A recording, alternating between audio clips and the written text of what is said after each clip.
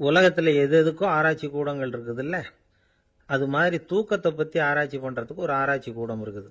அப்படி ஆராய்ச்சி பண்ணணும்னா அதுக்கு மூழ்கிக்கிட்டு இருக்கணும்ல. அதனால தான் அந்த ஆராய்ச்சி கூடம் இங்கே இல்லை. அமெரிக்காவில் பாஸ்டன் பல்கலைக்கழக மருத்துவமனையில் அது இருக்குது. அங்கே தூக்கத்தை பற்றி பலவிதமான ஆராய்ச்சிகள் பண்ணிகிட்டு இருக்கிறாங்க. அந்த ஆராய்ச்சி கூடத்தில் இயக்குனராக இருக்கிற ஒரு நிபுணர் அவர் என்ன சொல்கிறார் தெரியுமா? உங்களுக்கு தூக்கம் வரலையா, நீங்கள் நல்லா தூங்குறதுக்கு தாராளமாக சில யோசனைகளை என்னால் சொல்ல முடியும் அப்படிங்கிறார். யோசனை தானே, காசா பணமாக கேட்டு வச்சுக்கலாமே. உணவு, மனநிலை, தூங்கும் இடத்தோட சூழ்நிலை, படுக்கைக்கு செல்றப்போ உள்ள பழக்க வழக்கங்கள், இது காரணமாக ஒருத்தருக்கு தூக்கம் வராமல் போகலாம். தூக்கம் வராததுக்கு இதுதான் காரணம்னா அதையெல்லாம் சுலபமாக கட்டுப்படுத்தலாங்கிறார் அவர். தூக்கத்தை வரவழைக்கக்கூடிய ஒரு நல்ல மருந்து உடற்பயிற்சி. ஆனால் ஒன்று, படுக்க போகிற நேரத்தில் இது மாதிரி உடற்பயிற்சிகள் எல்லாம் செய்யக்கூடாது. கொஞ்சம் முன்னாடி பகல்லையே இந்த பயிற்சிகளை செய்கிறது நல்லது. தூக்கம் வராமல் அவதிப்படுறவங்க பிற்பகல் நேரங்களில் காஃபி, டீ இது மாதிரி பானங்களை சாப்பிடக்கூடாது. மது அருந்துறது கூட தூக்கத்தை பாதிக்கும். வெது வெதுப்பான நீரில் குளிக்கிறது, தியானத்தில் ஈடுபடுறது, ஓய்வாக இருக்கிறது, படுக்கிறது, அதாவது படுக்கிறதுக்கு முன்னாடி ஒரு குவளை பால் சாப்பிட்றது, இதெல்லாம் தூக்கத்தை வரவழைக்கிறது ரொம்ப உதவியாக இருக்கும். இன்னொரு விஷயம் என்னென்னா, தூங்கி ஆகணுமேங்கிற கவலை வேண்டியதில்லை. அப்படி நினச்சி கவலைப்படுறதை விட்டுடணும். தூக்கம் வரலையா, உடனே படுக்கையை விட்டு எழுந்திருக்க வேண்டியது. வெளியில் வாங்க, வேறு ஏதாவது வேலையில் ஈடுபடுங்க, கொஞ்சம் நேரம் உலாவுங்க, அல்லது ஏதாவது ஒரு புஸ்தகத்தை எடுத்து படிங்க. களைப்பு ஏற்பட்டால் மறுபடியும் படுக்கைக்கு போங்க. தூக்கம் தானாக வந்துடும். ஒரு விஷயத்தை மட்டும் நல்லா ஞாபகத்தில் வச்சுக்கணும். படுக்கைக்கு போகிறப்போ உங்கள் மற்ற எல்லா பிரச்சனைகளையும் மறந்துடணும். அது எப்படி சார் முடியும், அந்த நேரம் தானே எல்லா பிரச்சனையும் வரிசையாக ஞாபகத்துக்கு வருது அப்படின்னு நாம் நினைக்கலாம். ஆனால் பழக்கத்தில் அதை நாம் மாற்றிக்க முடியும். கொஞ்சம் முயற்சி பண்ணணும், அவ்வளோதான். இது எல்லாமே ஆராய்ச்சி பண்ணி பார்த்துட்டு அந்த நிபுணர் சொல்கிற கருத்து தான். இன்னொரு விஷயமும் அவர் சொல்கிறார். அது என்னென்னா, உடல் கோளாறு காரணமாக தூக்கம் வராமல் அவதிப்படுறவங்களுக்கெல்லாம் இந்த யோசனைகள் சரியாக வராது அப்படிங்கிறார். அதுக்கெல்லாம் மருத்துவ சிகிச்சை கொடுத்து தான் சரி பண்ணணும். சில பேருக்கு நடு ராத்திரியில் மூச்சு திணறல் ஏற்பட்டு தூக்கம் வராமல் போயிடும். ஊரெல்லாம் தூங்குறப்ப தான் மட்டும் தூங்காமல் மூழ்கிட்டு இருக்கிறது, ஊரெல்லாம் மூழ்கிட்டு இருக்கிறப்போ தான் மட்டும் தூங்குறது, இது மாதிரி கோளாறுகளால் சில பேர் பாதிக்கப்படலாம். காலு தசை முறுக்கிக்கிறதுனால சில பேருக்கு அடிக்கடி இழிப்பு வரலாம். மன அழற்சி காரணமாக சில பேருக்கு தூக்கம் வராது. இது மாதிரி கோளாறுகளுக்கெல்லாம் அதுக்கு தகுந்த மாதிரி சிகிச்சை கொடுத்து தான் சரி பண்ண வேண்டியிருக்கும். எந்த கோளாறும் இல்லாமல் தூக்கம் வரலைன்னா ஆரம்பத்தில் சொன்ன முறைகளை கடைப்பிடிச்சு பார்க்கலாம். தூக்கம் வந்ததுன்னா யோசனை சொன்ன அந்த நிபுணருக்கு நன்றி சொல்லலாம். ஒருத்தர், ஏன் சார் பஸ்ஸில் தூங்குறது கெட்ட பழக்கமானு கேட்டார். இல்லையே, நான் கூட பஸ்ஸில் போகிறப்ப தூங்கிட்டு தானே போவேன் அப்படின்னார் இன்னொருத்தர். அப்புறம் ஏன் என்ன டிரைவர் வேலை வேணாம்னு வீட்டுக்கு அனுப்பி வச்சுட்டாங்க அப்படின்னாராம் அவர். ஒரு வயசான அம்மா தெரு வழியாக போயிட்டு இருந்தாங்க. அவங்க கையில் எண்ணத்தையோ வச்சுக்கிட்டு அதை அடிக்கடி பார்த்துக்கிட்டே இருந்தாங்க.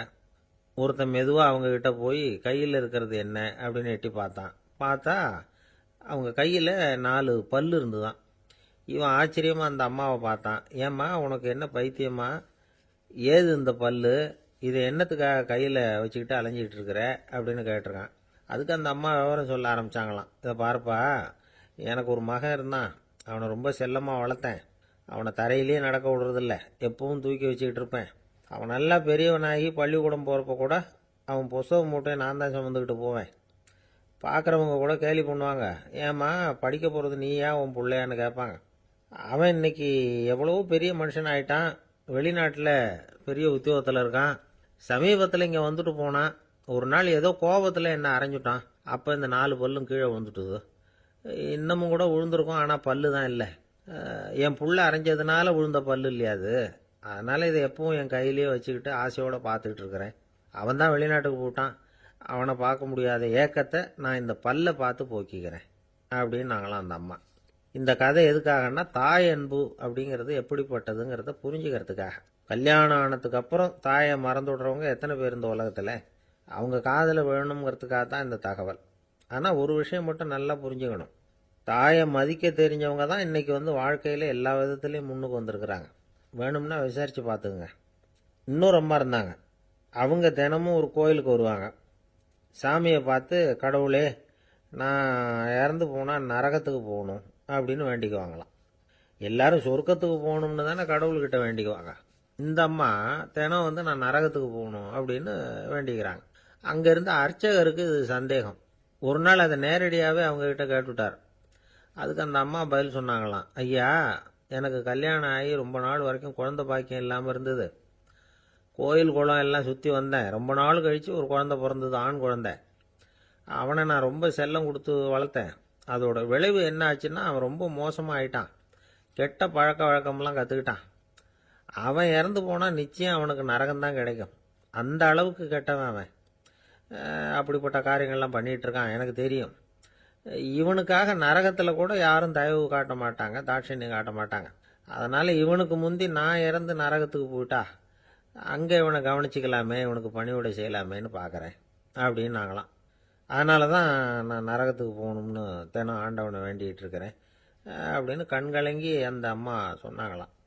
அதுதான் தாய் உள்ளம்ங்கிறது. தாயின் பெருமையை சரியாக உணர்ந்துட்டா அவங்களுக்கு எப்பவும் எந்த கஷ்டமும் வராது. இது ஏதோ உபதேசத்துக்காக சொல்கிற வார்த்தை இல்லை, உண்மையான வார்த்தை. இந்த விவரத்தையெல்லாம் நண்பர் ஒருத்தர்கிட்ட சொல்லிகிட்டு இருந்தேன். அவர் கொஞ்ச நாள் கழித்து என்னை தேடி வந்தார். அவர் கையிலேயும் 4 பல்லு வச்சுருந்தார். என்னங்க ஆச்சு, ஏதுங்க இந்த பல்லு அப்படின்னு விசாரித்தோம். உங்கள் உபதேசத்தை கேட்டுவிட்டு இந்த உலகத்தில் எல்லாரையும் தாயாக நினைக்க ஆரம்பிச்சிட்டேன். ஒரு அம்மாவை கடத்தரில் பார்த்து தாயேன்னு கூப்பிட்டேன். அவங்க உடனே பலார்னு என்னை அரைஞ்சிட்டாங்க. பல்லு விழுந்துட்டுது. அதை தான் பொறுக்கி எடுத்துக்கிட்டு நேராக உங்களை தேடி வந்துக்கிட்டு இருக்கிறேன்னார். தாயேன்னு தானே கூப்பிட்டீங்க, அதுக்கு ஏன் அரைஞ்சாங்க அப்படின்னு கேட்டோம். நான் தாயேன்னு கூப்பிட்டது அவங்க காதில் நாயேன்னு விழுந்துட்டு தான், அதுதான் இப்படி ஆயிட்டுது அப்படின்னார். என்ன சார், உங்கள் பையன் என்ன செஞ்சுக்கிட்டு இருக்கிறான் இப்போ அப்படின்னு கேட்டார் ஒருத்தர். அடிக்கடி கண்ணாடி முன்னாடி நின்று அழகு பார்த்துக்கிட்டு இருக்கிறான் சார் அப்படின்னாரு அப்பா. இளம் பருவம் இப்படி தான் இருக்கும், அதையெல்லாம் சாதாரணமாக நினச்சிடாதீங்க அப்படின்னாரு அவர். என்ன சார் சொல்கிறீங்க, கண்ணாடி முன்னாடி நின்றுக்கிட்டு நேரத்தை வீணாக்கிக்கிட்டு இருக்கான், அதை ஒரு பெரிய விஷயமா நான் நினைக்கணுமா அப்படின்னாரு இவர். இளம் பருவத்தில் இளைஞர்களுக்கும் சின்ன பொண்ணுங்களுக்கும் அடிக்கடி கண்ணாடியில் பார்க்கணும்னு தோணும். அது வெறுமனே அழகு பார்க்கறது மட்டும் இல்லை, அவங்க தங்களையே தேடி கண்டுபிடிக்கிற ஒரு முயற்சி அது. இது ஒரு மனோதத்துவ விளைவு. இது வரைக்கும் சின்ன பிள்ளையா இருந்துட்டோம், இனிமேல் நாமளும் மற்றவங்க மாதிரி மனிதர்கள் தான் அப்படிங்கிற உணர்வு அவங்களுக்கு வருது. தங்களோட முகம் எப்படி இருக்குது, அழகு எப்படி இருக்குது, உடம்பு நேரம் எப்படி இருக்குது, முடி எப்படி இருக்குது அப்படிங்கிறதையெல்லாம் கண்டுபிடிக்கிறாங்க. அதுக்கப்புறம் இன்னொரு ஆணோ பொண்ணோ தன்னை கவனிக்கணும் அப்படின்னு நினைக்கிறாங்க. இதெல்லாம் மனோதத்துவ உண்மைகள், இதெல்லாம் இயற்கை. இதை பார்த்துட்டு பெற்றவங்க பிள்ளைங்க கெட்டு போட்டாங்க அப்படின்னு நினைக்கக்கூடாது, அவங்கள திட்டிக்கிட்டே இருக்கக்கூடாது. இன்னைக்கு பல குடும்பங்களில் இதுதான் நடந்துகிட்டு இருக்குது. மனுஷ வாழ்க்கையிலேயே இப்படியும் இல்லாத அப்படியும் இல்லாத ஒரு பருவம் இளம் பருவம். 13லேருந்து 19 வயசுக்கு உட்பட்ட ஆண்கள் பெண்கள் இந்த வகையை சேர்ந்தவங்க, டீனேஜ் குரூப். இவங்கள சின்னவங்கன்னு நினச்சிட முடியாது, பெரியவங்கன்னு நினச்சிட முடியாது. இவங்க ரொம்ப சென்சிட்டிவ்.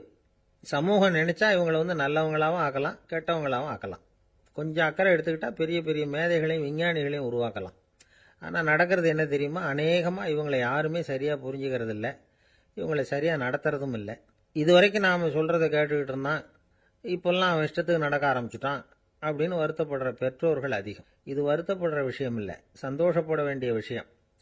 உங்கள் புள்ள சொந்தமாக யோசிக்க ஆரம்பிக்கிறதும் நடந்துக்க ஆரம்பிக்கிறதும் ஒரு தப்பான விஷயமா? அவன் கடைசி வரைக்கும் உங்கள் பேச்சையே கேட்டுக்கிட்டு இருக்கணுங்கிறது என்ன நியாயம்? இன்னைக்கு இளைஞர்களை பெரியவங்க தப்பாக புரிஞ்சுக்கிட்டு தவறாக நடத்துறதுனால தான் அவங்களுக்கு வெறுப்பு, எரிச்சல், மனக்கசப்பு எல்லாம் உண்டாகுது. பெற்றவங்க சரியாக மதிக்கிறது இல்லை அப்படிங்கிற ஒரே காரணத்தினாலேயே வீணா போகிற பிள்ளைங்க இன்னைக்கு அதிகம். சரி, பெற்றவங்களுக்கு இன்னைக்கு என்னதான் புத்தி சொல்ல வர்றீங்க அப்படின்னு கேட்குறீங்களா? நாம எதையும் சொல்ல வரல, ஆனால் அது சம்பந்தமான சில நிபுணர்கள் சொல்லியிருக்கிறத உங்கள் காதில் போட்டு வைக்கலாம். அது என்னன்னா, பிள்ளைங்க கிட்ட அன்பு செலுத்துங்க. குழந்தையா இருந்தப்போ எவ்வளவு பாசமாக இருந்தீங்க, வளர வளர அதை ஏன் குறைச்சிக்கிறீங்க? பெற்றவங்களின் அன்பான வார்த்தைகளுக்கு ஏங்குறவங்க தான் இன்றைய இளைஞர்கள். அவங்க எதை சொன்னாலும் அதை அக்கறையாக காது கொடுத்து கேளுங்க, அலட்சியப்படுத்தாதீங்க. அவங்க விரும்புறது உங்ககிட்ட இருந்து ஒரு மதிப்பு, மரியாதை, அங்கீகாரம், இவ்வளவுதான். அவங்க அவங்களாவே முடிவுகள் எடுக்கட்டும், அதுக்கு நீங்கள் உதவியா இருங்க, அது போதும். மற்றவங்க முன்னாடி, முக்கியமாக அவங்க நண்பர்கள் முன்னாடி அவங்கள பற்றி மட்டமாக பேசாதீங்க. அவங்கக்கிட்ட பொய் சொல்லக்கூடாது. நீங்கள் சொன்னது பொய்ன்னு தெரிஞ்சு போச்சுன்னா உங்கள் பேரில் அவங்களுக்கு இருக்கிற மதிப்பு போயிடும், நம்பிக்கை போயிடும். அவங்களுக்கு முன்னாடி நீங்கள் சண்டை போடக்கூடாது. உங்கள் பிள்ளைய எப்பவும் இன்னொரு பிள்ளையோட ஒப்பிட்டு பேசுகிற வேலையே வேணாம். கூட பிறந்த மற்றவங்களோட கூட ஒப்பிடக்கூடாது. இப்படி செஞ்சால் அவன் உங்ககிட்டையும் பிரியமாக இருக்க மாட்டான், அவங்ககிட்டையும் பிரியமாக இருக்க மாட்டான். புள்ள எங்கே போகிறான், என்ன பண்ணுறான் அப்படின்னுலாம் துப்பறிஞ்சிக்கிட்டு இருக்கக்கூடாது.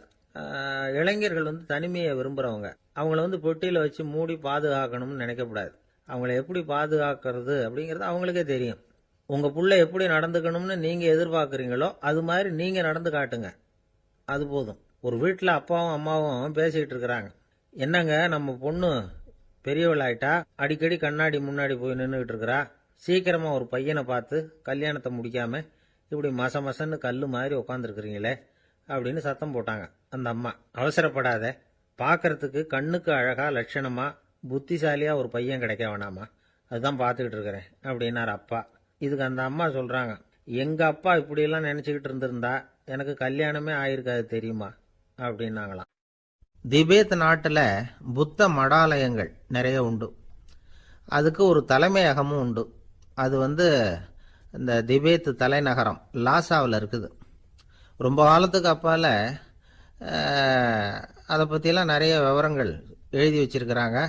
அது இப்போவும் நமக்கு கிடைக்குது. அதாவது ரொம்ப தூரத்துக்கு அந்தாண்ட மலைகளுக்கு நடுவில் ஒரு கிளை மடாலயம். அந்த மடத்தின் தலைவருக்கு வயசாயிட்டு தான். அதனால் தலைமை பொறுப்பை வந்து வேற ஒருத்தர்கிட்ட ஒப்படைக்கலாம் அப்படின்னு முடிவு பண்ணாராம்.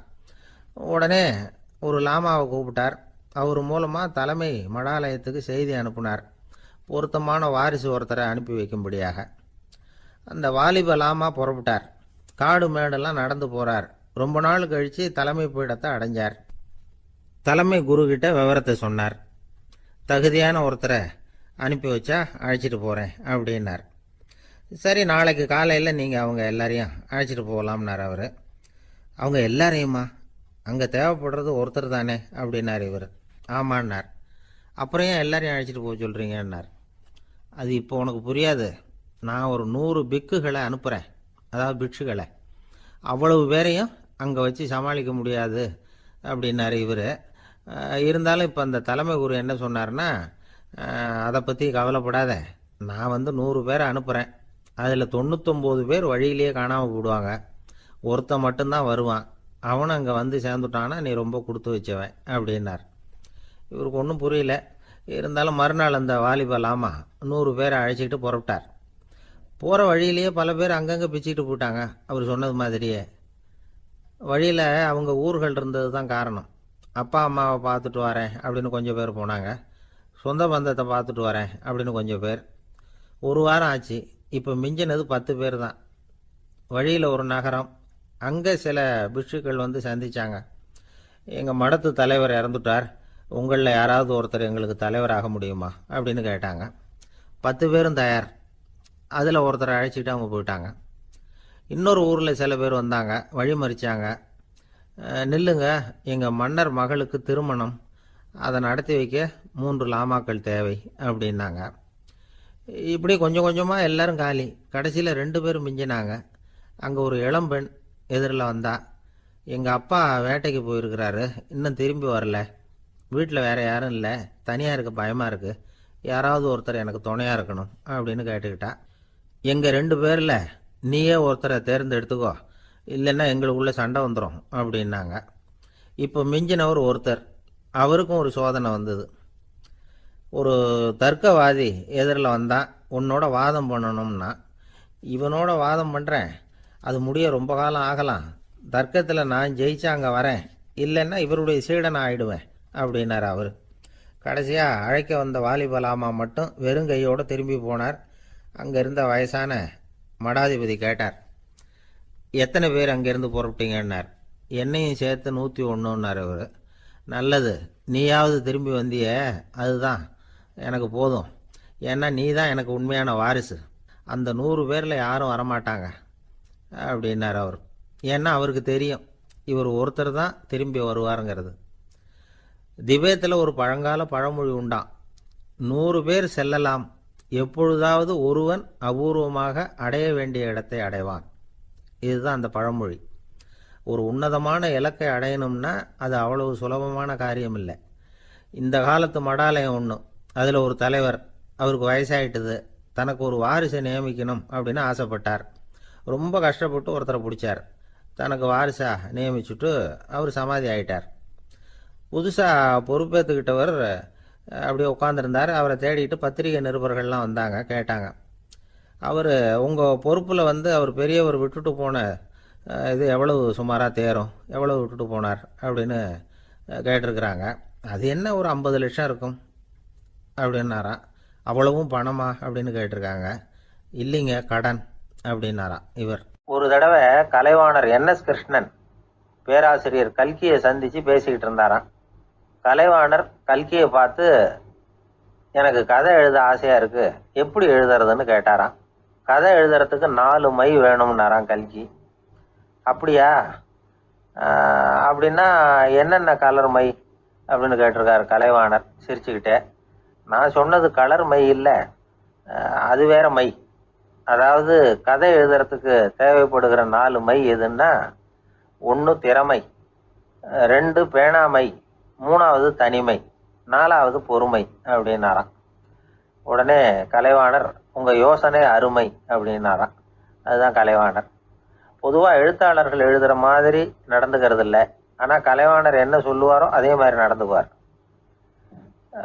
எல்லாருக்கும் எல்லாம் கிடைக்கணுங்கிற கருத்தை சினிமா படங்களில் வலியுறுத்துவார். அதே மாதிரி நடைமுறை வாழ்க்கையிலேயும் எல்லாருக்கும் எல்லாமும் கொடுப்பார். பணம், பதவி, புகழ் இப்படி எதுவுமே இல்லாத ஒரு சாதாரண மனுஷனாக இருந்தால் கூட இவர் மனுஷனுக்கு கொடுக்குற மரியாதையில் கொஞ்சமும் குறைச்சல் இருக்காது.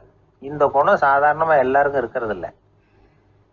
அவர் சினிமா தியேட்டருக்கு போய் சினிமா பார்க்கறது வழக்கம். அவர் வந்திருக்கிறாருங்கிறது தெரிஞ்சால் போதும், வெளியில் பிச்சைக்காரங்க வந்து கூடிடுவாங்க. இது அவருக்கு தெரியும். வெளியில் நம்மளை நம்பி ஒரு கூட்டம் காத்துக்கிட்டு இருக்குமேன்னு நினைப்பார். உடனே ஒரு 100 ரூபா நோட்டை கொடுத்து சில்லறையாக மாற்றிட்டு வர சொல்லுவார். படம் முடிஞ்சு வெளியில் வர்றப்போ சில்லறையோடு வருவார். எல்லாருக்கிட்டையும் கொடுத்துருவார். ஏன்னா எல்லாரும் தேடிட்டு வருவாங்க அவரை. என்ன எல்லாரும் சௌக்கியமாக இருக்கிறீங்களா அப்படின்னு பிரியமாக விசாரிப்பார். ஏதோ ரொம்ப நெருங்கின சொந்தக்காரங்களை விசாரிக்கிறது மாதிரி விசாரிப்பார். தன்கிட்ட இருக்கிற சில்லறையை எல்லாருக்கும் சமமாக பிரித்து கொடுத்துட்டு தான் அங்கேருந்து புறப்படுவார். ஒரு நாள் அது மாதிரி புறப்படுற சமயத்தில் ஒரு சின்ன பையனுக்கு சில்லறை எதுவும் கிடைக்கல கொடுக்கறதுக்கு. இது கலைவாணருக்கு தெரியாது. காரில் ஏறி புறப்பட்டு போயிட்டார். அந்த பையன் காரை பிடிச்சிக்கிட்டு பின்னாடியே ஓடியாந்துருக்கிறான். ஐயா, நீங்களே இல்லைன்னு சொன்னால் நான் என்ன பண்ணுறது, இன்னைக்கு பட்னி தான், அம்மாவுக்கு வேற உடம்பு சரியில்லை அப்படின்னு கத்திக்கிட்டே ஓடியாந்தானா. கலைவாணர் கவனிச்சுட்டார். உடனே காரை நிறுத்த சொன்னார். இறங்கினார். அந்த சின்ன பையனை கட்டி பிடிச்சிக்கிட்டு, என்னை மன்னிச்சுக்கப்பா, நான் கவனிக்காமல் வந்துட்டேன் அப்படின்னு சொல்லி அழ ஆரம்பிச்சுட்டாராம். இன்னொரு தடவை இதே மாதிரி ஒரு தியேட்டர்லேருந்து வெளியில் வந்திருக்கிறார். ஒரு ஆள் அவர்கிட்ட வந்து நின்றுருக்கார். அவர் கொடுக்கறதுக்கு இவர்கிட்ட பணம் இல்லை. பணம் இல்லையாப்பா அப்படின்னாராம். உங்ககிட்டயே இல்லையா அப்படின்னாராம் அவர். கலைவாணருக்கு மனசு ரொம்ப சங்கடமாக போச்சு. உடனே புறப்பட்டு வீட்டுக்கு போனார். அங்கே இங்கே தேடி பார்த்து அங்கே இருந்த கொஞ்சம் நெஞ்ச சில்லறையை எடுத்தார். காரு டிரைவரை கூப்பிட்டார். தியேட்டர் வாசலில் நின்றுக்கிட்டு இருந்த ஆசாமியோட அங்க அடையாளங்களை சொன்னார். காரை எடுத்துகிட்டு போய் அந்த ஆளை கண்டுபிடிச்சி இந்த காசை கொடுத்துட்டு வா அப்படின்னு அனுப்பி வச்சாராம். பிச்சை போடுறதுக்காக காரை அனுப்புனதாக வேற யாரை பற்றியாவது நீங்கள் கேள்விப்பட்டிருக்கிறீங்களா? அவர் ஒரு வித்தியாசமான மனிதர், வித்தியாசமான கலைஞர். கலைவாணரோட சகோதரர் கல்யாணம் நடந்தது. அதில் தியாகராஜ பாகவதர் கச்சேரி முடிஞ்ச உடனே அதில் சம்பந்தப்பட்ட கலைஞர்களுக்கெல்லாம் கலைவாணர் பரிசுகள் கொடுக்குறார். அந்த கச்சேரியில் கடம் வாசித்தவருக்கு மட்டும் மற்ற எல்லாருக்கும் கொடுத்ததை விட பெருசாக ஒரு வெள்ளிக்கோப்பையை பரிசாக கொடுத்தாராம். மற்றவங்களுக்கெல்லாம் சின்னதாக கொடுத்துட்டு கட வித்துவானுக்கு மட்டும் பெருசாக பரிசு கொடுக்குறீங்களே ஏன்னு கேட்டிருக்கிறாங்க. அதுக்கு கலைவாணர் விளக்கம் கொடுத்தாராம். இப்பெல்லாம் ரயிலில் கூட்டம் அதிகங்கிறது உங்களுக்கு எல்லாருக்கும் தெரியும். இந்த வித்வான் இவ்வளவு பெரிய மண்பானையை ரயிலில் ரொம்ப பத்திரமா உடையாம ரொம்ப தூரத்திலேருந்து கொண்டு வந்திருக்கிறாரே, அது என்ன சாமானியமான காரியமா? அவரோட அந்த சாமர்த்தியத்தை பாராட்டுறதுக்காக தான் அவருக்கு இவ்வளவு பெரிய பரிசு அப்படின்னாராம். இந்த உலகத்துல எத்தனை வகையான மனிதர்கள் இருக்கிறாங்க, ஒவ்வொரு மனிதனுமே ஒவ்வொரு வகை அப்படிங்கிறாங்க விஞ்ஞானிகள். மனிதர்களை 3 வகையா பிரிக்கலாம் அப்படின்னு சொல்றாங்க மெய்ஞானிகள். இவங்களை பற்றிலாம் ஏற்கனவே நாம் பேசியிருக்கிறோம். இப்போ டாக்டர் எட்வர்டு பேட்ச் அப்படிங்கிற நிபுணர் என்ன சொல்கிறார் தெரியுமா? மனிதர்களை 7 வகையாக பிரிக்கலாம்ங்கிறார். மனிதர்களின் மனநிலை அடிப்படையில் அவங்கள 7 விதமாக வகைப்படுத்துகிறார் அவர். சரி, அது என்ன 7 வகை? முதல் வகை என்னன்னா, பயந்த குணம் உள்ளவங்க. சார் ரொம்ப பயந்த சுபாவம், வீட்டில் கூட வாயே திறக்க மாட்டார், சாப்பிட போகிறப்ப மட்டும்தான் கொஞ்சம் வாயை திறப்பார், அப்புறம் மூடிக்குவார் அப்படின்னு சில பேரை பற்றி நாம் பேசிக்கிறது உண்டு. இவங்கெல்லாம் இந்த வகை, அதாவது பயந்த குணம் உள்ளவர்கள் அப்படிங்கிற முதல் வகை. சரி, ரெண்டாவது வகை என்னன்னா சஞ்சலப்படுகிறவர்கள், எதுக்கு எடுத்தாலும் கலக்கம் குழப்பம், இப்படியே காலம் தள்ளிட்டு இருப்பாங்க. பல பேர் பார்த்துருப்பீங்க. அவங்கெல்லாம் இந்த வகை. மூணாவது வகை என்னன்னா யதார்த்த உலகை மறந்து கற்பனை உலகத்திலேயே மிதக்கிறவங்க, இளைஞர்கள் கவிஞர்கள், இப்படி பல பேர் இருக்கிறாங்க. எப்போ பார்த்தாலும் கற்பனை உலகத்திலேயே மிதந்துக்கிட்டு இருப்பாங்க. கிட்டத்தில் போய் என்னங்க ஒரு மாதிரியா இருக்கிறீங்க அப்படின்னு கேட்டு பாருங்க, அவங்களெல்லாம் ஏதோ ஒரு அற்ப புழுவை பார்க்கறது மாதிரி அவங்கள பார்ப்பாங்க. அதுவும் அந்த வானத்து நிலாவை பாருங்கள், அது என்னை வா வான்னு கூப்பிடுது, எனக்கு சீக்கிரத்தில் ஒரு நாள் சிறகுகள் முளைக்கும், சிறகடித்து வானத்தில் பறந்து போவேன், அந்த செல்ல நிலாவை கொஞ்சிவிட்டு வருவேன், இப்படிலாம் பேசிகிட்டு இருப்பாங்க. கொஞ்சிறது அப்புறம் இருக்கட்டும், இப்போ கஞ்சிக்கு வழியே பாருப்பா அப்படின்னா அதை காதில் வாங்க மாட்டாங்க. நாம் ஏதோ இந்த உலகத்தை அனுபவிக்க தெரியாதவர்கள் மாதிரி நம்மளை அவங்க கவனிப்பாங்க. இப்படி ஒரு ரகம். நாலாவது வகை மனிதர்கள் எப்படின்னா, இவங்க தனிமை உணர்வு மிக்கவர்கள். இவங்க மற்றவங்களோட இயல்பாக நெருங்கி பழகிறதில்ல, தான் உண்டு தன்னுடைய வேலை உண்டுன்னு இருந்துட்டு போகிறவங்க. அடுத்த வீட்டில் இருக்கிறவர் யார் அப்படின்னு கேட்டால் கூட அடுத்த வீடுன்னு ஒன்று இருக்கா அப்படிங்கிறது மாதிரி நம்ம முகத்தை பார்ப்பாங்க. அவங்ககிட்ட மேற்கொண்டு நாம் என்னத்தை பேச முடியும்? இப்படி ஒரு வகை. ஐந்தாவது வகை மனிதர்கள் எப்படின்னா, இவங்க மற்றவங்க செல்வாக்குக்கு உட்பட மறுப்பவர்கள். அடுத்தவங்களோட செல்வாக்குக்கு இவங்க ஆட்படுறதில்ல. நான் யார் தெரியுமான்னு கேட்டால் அதை தெரிஞ்சுட்டு எனக்கு என்ன ஆக போகுதும்பாங்க. இவங்கெல்லாம் அந்த ரகம். ஆறாவது வகை மனிதர்கள் எப்பவும் எதுலேயும் பற்று இல்லாமல் இருக்கிறவங்க. இது ஒரு துறவு மனப்பான்மை. இயல்பாகவே சில பேர் இப்படி உண்டு, அவங்களுக்கு எதுலேயும் ஒரு ஈடுபாடு இருக்காது. அப்படிப்பட்டவங்கெல்லாம் ஆறாவது வகை. ஏழாவது வகை மனிதர்கள் மற்றவங்க கவலையை தன்னுடையதாக ஆக்கிக்கிட்டு கவலைப்படுறவங்க. இவங்கெல்லாம் மகாத்மாக்கள். தாம் வேறு அடுத்தவங்க வேறு அப்படிங்கிற எண்ணம் இவங்களுக்கு வர்றதில்லை. அதனால் அடுத்தவங்களுக்கு ஒரு துன்பம் வந்ததுன்னா இவங்களால சும்மா இருக்க முடியறதில்ல. ஆகக்கூடி இப்படி 7 விதமான மனிதர்களை அடையாளம் காட்டுறார் அந்த நிபுணர். இதில் நாம் எந்த வகையில் வர்றோம் அப்படிங்கிறத நாம தான் அடையாளம் கண்டுபிடிக்கணும். எனக்கு தெரிஞ்ச ஒரு மனிதர் உண்டு. அவர் ஒரு வித்தியாசமான வகை. எதையும் நடைமுறை சாத்தியமாக சிந்திக்கிறவர். எப்பவும் அடுத்தவங்களும் நல்லா இருக்கணும், நாமும் நல்லா இருக்கணும் அப்படின்னு ஆசைப்படுறவர். அவருக்கு ஒரு சமயம் திடீர்னு உடம்பு சுகம் இல்லாமல் போயிட்டுது. டாக்டர்கிட்ட போனார், பணம் கொடுத்தார், வைத்தியம் பார்த்துக்கிட்டார். அவர் எழுதி கொடுத்த மருந்து சீட்டை வாங்கினார். ஒரு மருந்து கடைக்கு போனார், பணம் கொடுத்தார், மருந்து வாங்கினார். அதை எடுத்துகிட்டு வீட்டுக்கு வந்தார். அதுக்கப்புறம் அந்த மருந்து அவர் சாப்பிடணும்ல, சாப்பிடவே இல்லை, அப்படியே சும்மா வச்சுட்டார்.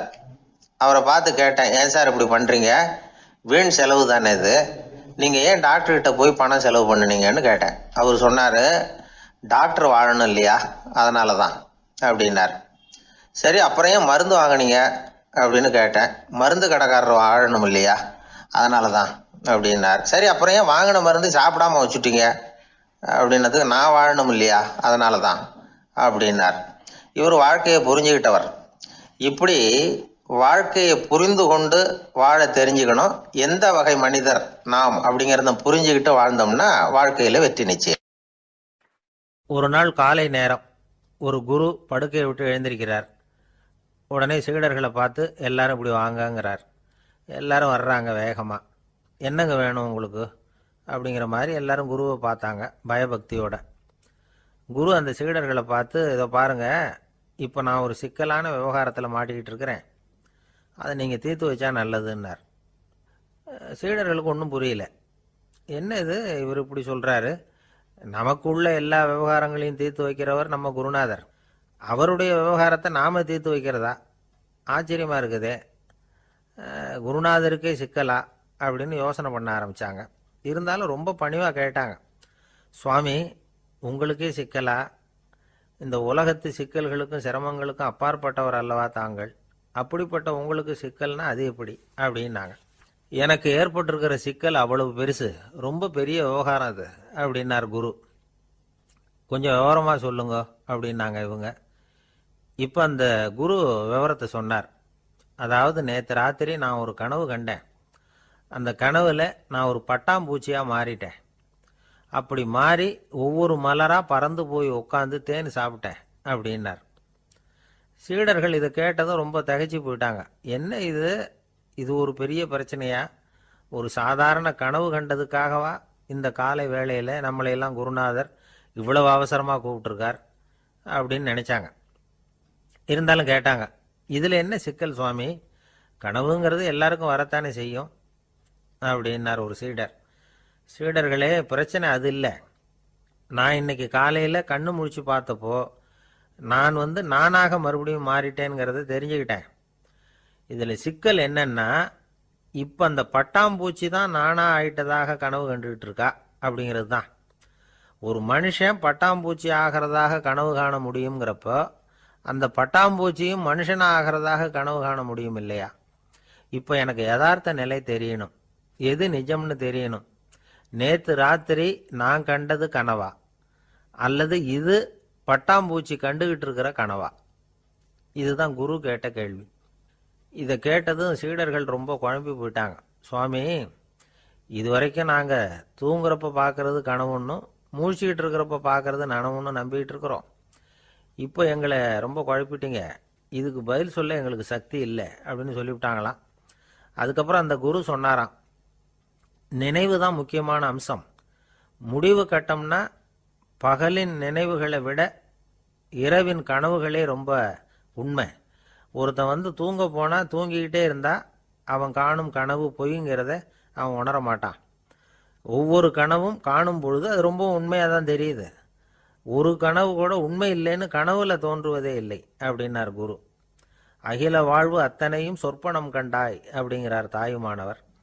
ஆகையினால நம்ம கனவுலேருந்து நாம் என்னைக்கு முழிச்சிக்க போகிறோம் அப்படிங்கிறது தான் ஒரு முக்கியமான கேள்வி.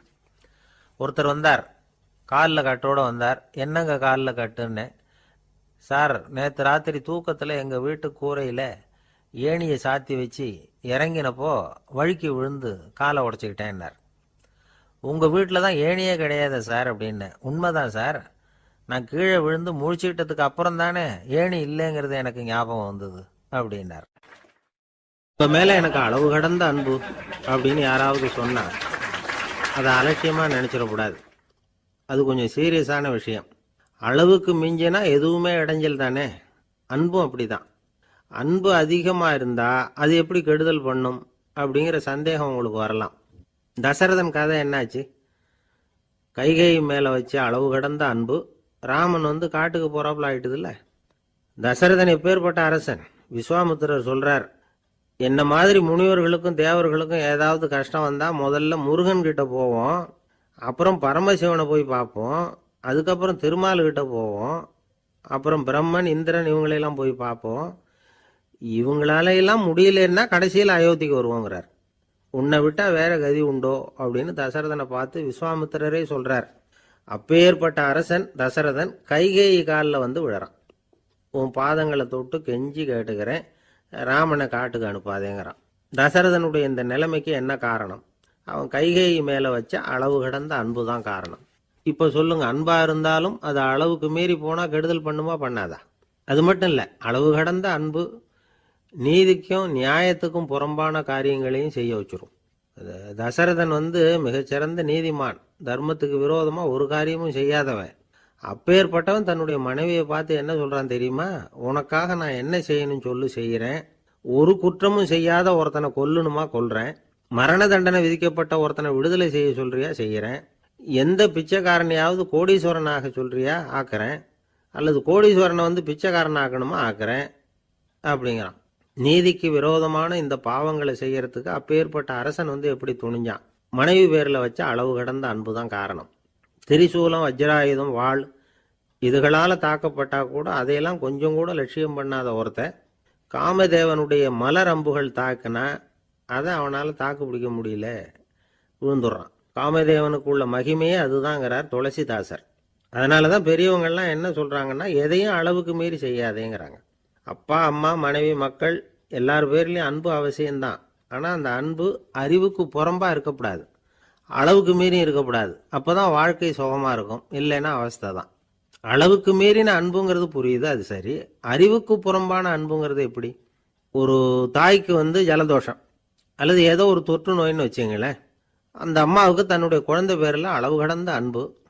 தனக்கு நோய் இருக்கு, அது அடுத்தவங்களுக்கு தொற்றக்கூடியது அப்படின்னு தெரிஞ்சிருந்தோம் அன்பை காட்டுறதுக்காக அந்த குழந்தைக்கு முத்தம் கொடுக்குறேன்னு தூக்கி வச்சுக்கிட்டு கொஞ்சம் ஆரம்பிச்சதுன்னு வச்சுக்கோங்க, அது நல்லா இருக்குமா? இதுதான் அறிவுக்கு புறம்பான அன்புங்கிறது. அது மாதிரி விலங்குகள்கிட்ட அன்பாயிருன்னு சொல்கிறோம். அதுக்காக புலிக்கு முத்தம் கொடுக்க முடியுமா? அப்படி கொடுத்தா அது அறிவுக்கு புறம்பான அன்பு. அதனால் அன்பு கூட அறிவுபூர்வமாக இருக்கணும் அப்படிங்கிறத இன்னைக்கு தகவல் மூலமாக நாம் புரிஞ்சுக்கணும்.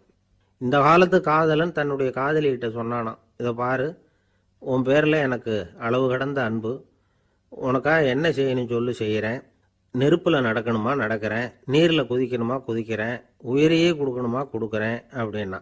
சரி, வர்ற ஞாயிற்றுக்கிழமை சாயந்தரம் 6 மணிக்கு இதே இடத்துக்கு வாங்க அப்படின்னு அந்த பொண்ணு. இவன் கொஞ்சம் யோசனை பண்ணி பார்த்துட்டு, அன்னைக்கு மழை பெய்யாமல் இருந்தால் வந்துடுறேன் அப்படின்னானா. ஒரு காட்டில் ஒரு முனிவர் இருந்தார். ஒரு நாள் அவரை தேடிட்டு 4 பேர் வந்தாங்க. சுவாமி, எங்களுக்கு ரொம்ப நாளாக ஒரு சந்தேகம்னாங்க. என்னன்னு கேட்டார். இந்த உலகத்தில் எவ்வளவோ காரியங்கள் நடக்குது, எது நியாயம் எது அநியாயம் அப்படின்னு புரிஞ்சுக்க முடியலன்னாங்க.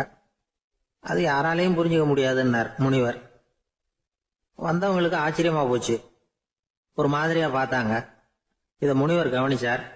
சரி, புறப்படுங்க என்னோடன்னார். எங்கன்னு கேட்டாங்க. இப்போ உங்க 4 பேரையும் ஒரு புஷ்பக விமானத்தில் அழைச்சிட்டு போறேன். இந்த உலகத்துல சர்வசாதாரணமா நடக்கக்கூடிய ஒரு காட்சியை உங்களுக்கு காட்ட போறேன். நீங்க பார்க்க போற அந்த காட்சி நியாயமா அநியாயமா அப்படிங்கிறத என்கிட்ட சொல்லணும். நீங்க சரியான பதில் சொன்னா புஷ்பக விமானத்துல தொடர்ந்து பிரயாணம் பண்ணலாம். தவறான பதில் சொன்னா இந்த புஷ்பக விமானம் உங்களை கீழே தள்ளி விட்டுரும் அப்படின்னார். 4 பேருக்கும் பயம்தான், இருந்தாலும் முனிவர் கூப்பிடுறாரு அப்படின்னு சொல்லி புறப்பட்டாங்க. அவங்க எல்லாரும் புறப்பட்டு ஒரு காட்டு வழியா போயிட்டு இருக்கிறாங்க புஷ்பக விமானத்துல. அங்க நடக்கிற ஒரு காட்சியை காட்டுறார் முனிவர். அதோ அங்க பாருங்கன்னார். அந்த விமானத்துல இருந்தபடியே எல்லாரும் கீழே குனிஞ்சு பாக்குறாங்க. அங்க ஒரு தாய் புலி அப்பதான் குட்டி போட்டிருக்கு. குட்டிகளை ஈன்ற உடனே பசிக்கு இறை தேடி அந்த பக்கமா வருது. அதே நேரம் ஒரு தாய் மான், அதுவும் அப்பதான் குட்டி போட்டிருக்கு. அதுவும் இதே மாதிரி குட்டிகளை ஈன்ற உடனே பசிக்கு இறை தேடி அந்த பக்கமா வருது. இப்ப அந்த புலி அந்த மானை அடிச்சு போட்டுடுது. அதுவும் சாப்பிடுது, குட்டிகளுக்கும் கொடுக்குது. இப்போ அந்த புலிக்குட்டிகள் முகத்துல மகிழ்ச்சி, தாயை இழந்த அந்த மான் குட்டிகள் முகத்துல துக்கம். இப்போ அந்த முனிவர் 4 பேர்கிட்டையும் கேட்கிறார், நீங்க இங்க பாத்தீங்களே, இதுல எது நியாயம் எது அநியாயம்? ஒவ்வொருத்தரா சொல்லுங்க. உங்க பதில் சரியில்லைன்னா இந்த விமானம் உங்களை கீழே தள்ளி விட்டுரும், சொல்லுங்க பார்க்கலாம்னார். முதல்ல ஒருத்தன் சொன்னான், அந்த புலி செஞ்சது சரிதாங்க, அது பசிக்கு அதுதான் ஆகாரம், தன்னுடைய பசிக்கு தானே இறை தேடிக்கிட்டுது, அதுல என்ன தப்பு, அவ்வளவுதான், அதனால புலி செஞ்சது நியாயம்தான் அப்படின்னா. அவ்வளவுதான், அந்த விமானம் அவனை அப்படியே கீழே தள்ளி விட்டுட்டுது. அதனால அவன் கொடுத்த பதில் சரியில்லை அப்படிங்கிறது புரிஞ்சு போச்சு.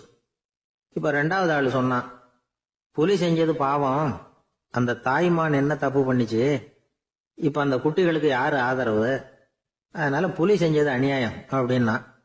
அவ்வளவுதான், அவனையும் கீழே தள்ளி விட்டுட்டுது அந்த விமானம். இந்த பதிலும் சரியில்லை அப்படின்னு ஆயிட்டுது. இப்ப 3வது ஆள் வந்தான். முதல்ல 2 பேர் கீழே விழுந்ததை பார்த்துக்கிட்டு இருந்தான்.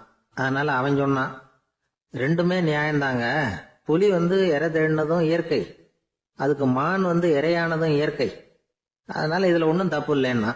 அவ்வளவுதான், அவனையும் அந்த விமானம் கீழே பிடிச்சி தள்ளி விட்டுது. இப்ப 4வது ஆள் வந்தான். முனிவர் கேட்டார், நீயாவது சொல்லுப்பா, இந்த செயல்ல எது நியாயம்னார். அவன் தெளிவா பதில் சொன்னான். அதாவது என்ன சொன்னான்னா, எனக்கு தெரியல அப்படின்னா. அவனை விமானம் கீழே தள்ளல, சௌரியமா அழைச்சிட்டு போட்டுது. இவனும் பிரயாணம் சௌக்கியமா பண்ணானான். ஆக இதுதான் சரியான பதிலுங்கிறத முனிவர் உணர்த்தினார். இந்த கதையிலிருந்து நாம புரிஞ்சுக்க வேண்டியது என்னன்னா, இந்த உலகத்துல எவ்வளவோ காரியங்கள் நடக்குது, அதெல்லாம் ஏன் அப்படி நடக்குதுங்கிறதுக்கு எப்பேற்பட்ட பண்டிதராலும் பதில் சொல்ல முடியாது. தெரியாததை தெரியாதுன்னு ஒத்துக்கிட்டா வாழ்க்கை பிரயாணம் சுகமா இருக்கும். அதனால தேவையில்லாத விஷயங்களை புரிஞ்சுக்கிறதுக்கு நேரத்தை செலவு பண்ணிட்டு இருக்க கூடாது. வாழ்க்கையை குழப்பிக்க கூடாது. வாழ்க்கைக்கு தேவையானது என்னவோ அதை மட்டும் புரிஞ்சுக்கிட்டா போதும். இந்த காலத்து ஆள் ஒருத்தன் ஒரு பெரியவரை தேடி வந்தான். ஐயா, ஒரு சந்தேகம்னா. என்ன உன்னுடைய சந்தேகம்னார். பகுத்தறிவுன்னா என்ன, விதின்னா என்ன அப்படின்னு கேட்டான். இதுக்கு அவரு, இப்போ உன்னுடைய வலது கால தூக்குன்னார். தூக்கினான். சரி, இப்போ உன்னுடைய வலது காலை கீழே இறக்காம உன்னுடைய இடது காலையும் தூக்குனார். தூக்கினான், பொத்துன்னு கீழே விழுந்துட்டான். பெரியவர் சொன்னார், உன்னால ஒரு காலை தூக்க முடிஞ்சது, அதுதான் பகுத்தறிவு. 2 கால்களையும் ஒரே சமயத்துல தூக்குனா அடிபடும், அப்படிங்கிறது தான் விதி அப்படின்னு விளக்கம் கொடுத்தார். இவன் தன்னுடைய விதியை நொந்துகிட்டே இடுப்பை பிடிச்சுக்கிட்டு அங்கிருந்து நடந்து போயிட்டான். ஜப்பான்ல உள்ள ஒரு புத்த விகாரை, அங்க ஒரு வயசான பௌத்த குரு தங்கியிருக்கிறார். ஒரு நாள் ராத்திரி கடுமையான குளிர், அவரால் தாங்க முடியல. பார்த்தார், மரத்துல செஞ்ச புத்த சிற்பங்கள் அங்க நிறைய இருந்தது. அதுல ஒன்ன எடுத்து அதுக்கு தீ மூட்டி அந்த நெருப்புல குளிர் காஞ்சிட்டு இருக்கிறார். மர சிற்பம் தீ வச்சதும் படபடன்னு வெடிக்க ஆரம்பிச்சுட்டுது. அந்த சத்தத்தை கேட்டதும் அந்த புத்த விகாரையின் குருக்கள் வெளியில ஓடி வந்தார். இவர் ஆனந்தமா குளிர் காஞ்சிக்கிட்டு இருக்கிறார். அவரால் பொறுத்துக்க முடியல. தெருவில் தெரிஞ்சுக்கிட்டு இருந்த அந்த பெரியவரை இங்க தங்க அனுமதிச்சதே அவரு தான். இவர் இப்படி பண்றாருன்னு நினைச்சுக்கிட்டே அவரை கோபமா பார்த்தார். ஏன் இப்படி கோபமா பாக்குறீங்க, இப்படி வந்து உட்காருங்க அப்படிங்கிறாரு இவர். அவருக்கு இன்னமும் கோபம் வந்துட்டுது. எங்கள் கடவுளை வந்து எரிச்சுட்டீங்களே அப்படின்னு சத்தம் போட்டாராம். அப்படியா அப்படின்னு கேட்டுக்கிட்டே அந்த சாம்பலை கிளறினார் இவர். என்ன செய்யறீங்கன்னு கேட்டிருக்காரு அவர். நான் எலும்புகளை தேடுறேன்னாராம். நீங்க ஒரு பைத்தியம், இது ஒரு மர சிற்பம், இதுல எலும்புகள் கிடையாது அப்படின்னாராம். அவருக்கு கோபம் வந்துட்டுது. உடனே வெளியில போங்கன்னு கத்தியிருக்காரு. வெளியில தள்ளி கதவையும் சாத்தி விட்டாராம். மறுநாள் காலையில கதவை திறந்து பார்த்தா அந்த வயசான பெரியவர் ஒரு மைல்கல் மேல சில காட்டு பூக்களை வச்சு புத்தம் சரணம் கச்சாமின்னு சொல்லிக்கிட்டே இருக்கிறார். இவருக்கு சந்தேகமா போட்டுது. கிட்ட போனார். என்ன செஞ்சுட்டு இருக்கீங்கன்னு கேட்டார். இது என்னுடைய காலை நேர பிரார்த்தனைனாராம். நிஜமாவே நீங்க ஒரு பைத்தியமா தான் இருக்கணும், ஏன்னா அது ஒரு மைல்கல் அப்படின்னாராம். இப்ப அந்த பெரியவர் சொன்னாராம், நீங்க ஒரு மரத்தை புத்தரா நினைக்கும் பொழுது நான் ஏன் ஒரு மைல்கல்ல புத்தரா நினைக்கக்கூடாது? நான் வந்து புத்தரை எரிக்கலாம், ஏன்னா அவரை நான் நேசிக்கிறேன். அந்த சிற்பம் வந்து மரத்தால் ஆனதுங்கிறது எனக்கு தெரியும். நான் ஒரு மைல்கல்ல தொழலாம், ஏன்னா அது எனது பூக்களை தாங்குது. நான் இந்த மைல்கல்லுக்குள்ள மறைஞ்சிருக்கிற புத்தரை பார்க்கிறேன். யாராவது ஒரு சிற்பி இதை சிலையாக்கினாதான் நீங்க புத்தரை பார்க்க முடியும். அன்னைக்கு ரொம்ப குளிரா இருந்தது. நான் எனக்குள்ள இருக்கிற புத்தரையும் பாதுகாக்கணும். உள்ளே இருக்கிற புத்தரை காப்பாத்துறதுக்காக வெளியில உள்ள புத்தரை எரிக்கலாம், அதுல ஒன்றும் தப்பு இல்லை. அது அவருடைய போதனையிலேயே இருக்கு. உனக்குள் ஜோதியாக இரு அப்படிங்கிறது அவருடைய போதனை. என்னுடைய புத்தர் வந்து குளிர்ல நடுங்கிட்டு இருந்தார். அந்த மர சிற்பங்கள் வெயில் மழையில உணர்ச்சி இல்லாம இருந்தது, அதனால அப்படி பண்ணினேன். ஆனா நீங்க என்ன பண்ணீங்க? நான் ஒரு மர புத்தரை எரிச்சதுக்காக உயிருள்ள புத்தரை வெளியில தள்ளி கதவை சாத்தினீங்க அப்படின்னாரா அந்த பெரியவர். உண்மையான பக்திங்கிறது இதுதான். அதாவது உனக்குள் ஜோதியாக இரு அப்படின்னு புத்தர் சொன்னார் இல்லையா, அது மாதிரி தனக்குள் ஜோதியாக இருக்கிற இந்த காலத்து ஆசாமிகள் நிறைய பேர் உண்டு. எப்பவும் போதையிலேயே இருக்கிறவங்க. ஒரு நாள் நடு ராத்திரி ஒரு மது கடையில ஒரு ஆள் அங்குள்ள சிப்பந்திகள் கிட்ட கேட்டுட்டு இருக்கிறான். மறுபடியும் இந்த கடை எப்போ திறப்பாங்கன்னு கேட்டானா. நாளைக்கு காலையில 8 மணிக்கு திறப்பாங்க அப்படின்னு நானா அங்க இருந்த ஆள். அவன் திருப்பி திருப்பி அதையே கேட்டுக்கிட்டு இருக்கான். இவனுக்கு பதில் சொல்லி சொல்லி அழுத்து போச்சு. அதான் சொல்றேன் ஐயா, நாளைக்கு காலையில வா அப்படின்னாங்களாம். அதுக்கு இவன், நான் வர்றதுக்காக கேட்கலையா, நேத்திக்கு வந்தவன் உள்ளேயே மாட்டிக்கிட்டேன், வெளியில போறதுக்காக கேட்டேன் அப்படின்னானா. ஒரு ஊர்ல ஒரு ஆள் இருந்தான். அவன் ஒரு நாள் கோயிலுக்கு போனான். கடவுள்கிட்ட வேண்டிக்கிட்டான், எனக்கு ஒரு 1,00,000 ரூபா நீ கொடுத்தா நான் உன் சன்னதியில ஒரு தேங்காய் உடைக்கிறேன் அப்படின்னு வேண்டிக்கிட்டான். கடவுள் பார்த்தார். உடனே அவன் கண் முன்னாடி தோன்றினார். இந்தா நீ கேட்ட 1,00,000 ரூபாய் அப்படின்னு சொல்லி அவன் கையில பணத்தை கொடுத்துட்டு மறைஞ்சிட்டார். இவனால நம்பவே முடியல. இவ்வளவு சுலபமா கிடைக்கும்னு தெரிஞ்சிருந்தா அனாவசியமா ஒரு தேங்காய் உடைக்கிறேன்னு வேண்டி இருக்க வேண்டியது இல்லையே அப்படின்னு நினைச்சான். இருந்தாலும் வேண்டுதலை நிறைவேற்ற வேண்டியது கடமை. அதுக்காக என்ன பண்ணா, பக்கத்துல ஒரு கடைக்கு போனான். ஒரு தேங்காயை கையில் எடுத்தான். இது என்ன விலைன்னு கேட்டான். 5 ரூபான்னார் கடையில இருந்தவர். அதிகமா இருக்குதே விலைன்னா. அப்படின்னா ஒண்ணு செய்யுங்க, அடுத்த ஊருக்கு போங்க, அங்க தென்னந்தோப்பு அதிகம், அதனால அங்க இதை விட குறைஞ்ச விலைக்கு கிடைக்கும் அப்படின்னார். சரின்னு அடுத்த ஊருக்கு கிளம்புனான். அங்க போய் விசாரிச்சான். ஒரு தேங்காய் 3 ரூபாய் விலைன்னாங்க. இதுவும் அதிகமா தெரியுதேன்னா. அப்படின்னா ஒண்ணு செய்ய, அதோ அந்த ஆத்து ஓரமா ஒரு தென்னை மரம் இருக்கு பார், அதுல நீயே ஏறி பறிச்சுக்கோ, ஒரு தேங்காய்க்கு 1 ரூபா கொடுத்தா போதும் அப்படின்னார் அந்த தோப்புக்கு சொந்தக்காரரு. இவனுக்கு மரம் ஏற தெரியாது. இருந்தாலும் ஆசை யார விட்டுது, விலை சல்லிசா இருக்குதே. ஆற்று ஓரம் போனால் தட்டு தடுமாறி அந்த மரத்தில் ஏறினா அந்த தென்னை மரம் வளைஞ்சி ஆற்று பக்கம் போய் அப்புறம் நிமிர்ந்து இருந்தது. அதாவது மரத்தின் உச்சி சரியா ஆற்றுக்கு நடுவில் இருந்தது. ஆற்றுல வெள்ளம் கரை புரண்டு ஓடிக்கிட்டு இருக்கு. இவன் கடவுள் கொடுத்த 1,00,000 ரூபாயை மடியில் வச்சு இறுக்கி கட்டிக்கிட்டான். உச்சிக்கு போய் காய் பறிக்கிற சமயத்தில் காற்றும் மழையும் பலமாக கலந்து அடிக்க ஆரம்பிச்சுட்டுது. கால் வழுக்கி விட்டுட்டுது. இவன் சடார்னு ஒரு தென்னை மட்டையை பிடிச்சிக்கிட்டு தொங்க ஆரம்பிச்சிட்டான். கீழே பயங்கரமான வெள்ளம். மடியில் 1,00,000 ரூபா பணம். என்ன செய்யறதுன்னு தவிக்கிறான். இந்த சமயம் கரையில் ஒரு யானை பாகன் யானையை குளிப்பாட்டிக்கிட்டு இருக்கிறான். அது அவன் கண்ணில் பட்டது. ஐயா ஒரு உதவின்னு கத்துனான். அவன் என்ன செய்யணும்னு கேட்டான். உன் யானையை மெதுவாக இங்கே அழைச்சிட்டு வா, எனக்கு நேராக கீழே நிறுத்து, என் காலை பிடிச்சி மெதுவாக கீழே இறக்கி விட்டுரு, என் மடியில் இருக்கிற பணத்தில் உனக்கு 10,000 ரூபா தரேன் அப்படின்னா. அவன் பார்த்தான். காலை கையை பிடிச்சா கூட எவனும் இந்த காலத்தில் 10 ரூபாய்க்கு மேலே தரமாட்டேங்கிறான். இவன் காலை பிடிச்சா 10,000 தர்றேங்கிறான் அப்படின்னு யோசனை பண்ணான். உடனே யானையை கொண்டுட்டு போனான். அவனுக்கு நேராக கீழே நிறுத்தினான். அவன் காலை பிடிச்சான். அவ்வளவுதான். அந்த நேரம் பார்த்து யானை மெதுவாக நடந்து அப்பால போட்டுது. இப்போ யானை பாகன் அவன் காலை கெட்டியாக பிடிச்சிக்கிட்டு தொங்குறான். பரிதாபமா மேலே பார்க்குறான். அவன் மட்டையை பிடிச்சிக்கிட்டு தொங்குறான். இப்போ யானை பாகன் சொல்கிறான், தம்பி மட்டையை விட்டுறாத, கெட்டியாக பிடிச்சிக்கோ, நான் உனக்கு 10,000 ரூபா தரேன், இதோ மடியில் தான் வச்சிருக்கேன்னா. மேலே தொங்குறவனுக்கு இந்த நிலைமையிலேயும் ஒரு சந்தோஷம், மேற்கொண்டு ஒரு 10,000 ரூபா நமக்கு கிடைக்கும் போல இருக்கே அப்படின்னு. இந்த சமயத்தில் ஒருத்தன் ஒட்டகத்தை ஓட்டிகிட்டு வந்தான் அந்த பக்கமாக குளிப்பாட்டுறதுக்கு. யானை பாகம் பார்த்துட்டான். ஐயா ஒட்டகக்காரரே, அதை இங்கே கொண்டுட்டு வா, எங்கள் காலை பிடிச்சி பத்திரமா இறக்கி விடு, நாங்கள் பணம் கொடுக்குறோம்னா. அவனும் பணத்துக்கு ஆசைப்பட்டு வந்தான். அவன் காலை பிடிக்கிற சமயம் ஒட்டகமும் நழுவி போட்டுது. இப்போ 3 பேருமே வரிசையாக தொங்குறாங்க. ஒட்டகக்காரன் கத்துறான், தம்பி மட்டையை விட்டுறாத, கெட்டியாக பிடிச்சிக்கோ, நான் என் மடியில் இருக்கிற 5,000 உனக்கு தந்துடுறேன்னா. மேலே தொங்குறவனுக்கு இன்னமும் சந்தோஷம். இவனும் பணம் தர்றேங்கிறான் அப்படின்னா இன்னைக்கு நமக்கு மொத்த பண வரவு எவ்வளவு அப்படின்னு ஒவ்வொன்றா கூட்டி பார்க்க ஆரம்பிச்சான். மனக்கணக்கு சரியா வரல. அதனால அப்படியே விரல விட்டு எண்ண ஆரம்பிச்சான். அவ்வளவுதான். மட்டையை விட்டுட்டு கை நழுவி வந்துட்டுது. 3 பேரும் பொத்துன்னு ஆத்துல விழுந்தாங்க. படாத பாடுபட்டு தட்டு தடுமாறி கரைக்கு வந்து சேர்ந்தாங்க. 3 பேர் மடியில் இருந்த பணமும் ஆத்தோட போட்டுது. பேராசை பெருநஷ்டம் அப்படின்னு ஒரு பழமொழி இருக்குல்ல, அதை விளக்கறதுக்காக சொல்லப்பட்ட கதை இது. இந்த காலத்துல ஒருத்தர் ஒரு நீச்சல் குளத்துல நீச்சல் அடிச்சுக்கிட்டு இருக்கிறார். காவலுக்கு இருந்தவர் அதை கவனிச்சுட்டார். கரையிலேருந்து சத்தம் போட்டாராம், இதோ பாருங்க, இங்க ராத்திரி 8 மணிக்கு மேல நீச்சல் அடிக்கிறது சட்டப்படி குற்றம், அதுக்கு அனுமதி கிடையாது, தெரியாதா உங்களுக்கு அப்படின்னாராம். இதுக்கு அவரு, ஐயோ நான் நீச்சல் அடிக்க வந்தவன் இல்லைங்க, சும்மா சுத்தி பார்க்க வந்தவன், தடுமாறி குளத்துல விழுந்துட்டேன், நீச்சல் தெரியாது, அதனால தத்தளிச்சுக்கிட்டு இருக்கிறேன் அப்படின்னு கத்துனாராம். கரையில் இருந்தவர் பார்த்தார். ஓ அப்படின்னா சரி, அதுக்கு ஒன்றும் தடை இல்லை அப்படின்னு சொல்லிவிட்டு அவர் பாட்டுக்கு நடந்து போயிட்டாராம். ஒரு ஆள் இருந்தார். அவர் தன்னை ஒரு குருன்னு சொல்லிக்கிட்டார். மௌன குரு, வாயே திறக்கிறது இல்லை. அவருக்கு 2 சீடர்கள் உண்டு. இவங்க தான் வர்றவங்க கிட்ட பேசுவாங்க, விளக்கம் கொடுப்பாங்க. ஒரு நாள் இந்த சீடர்கள் 2 பேரும் எங்கேயோ வெளியில போயிட்டாங்க. அந்த நேரம் பார்த்து ஒருத்தர் அங்கே வந்தார். குரு கிட்ட போனார். குருவே, புத்தர்னா என்னன்னு கேட்டார். குருவுக்கு ஒன்றும் புரியல. அவர் உண்மையான குருவா இருந்தாவில் புரியும். அவர் திருன்னு முழிக்க ஆரம்பிச்சுட்டார்.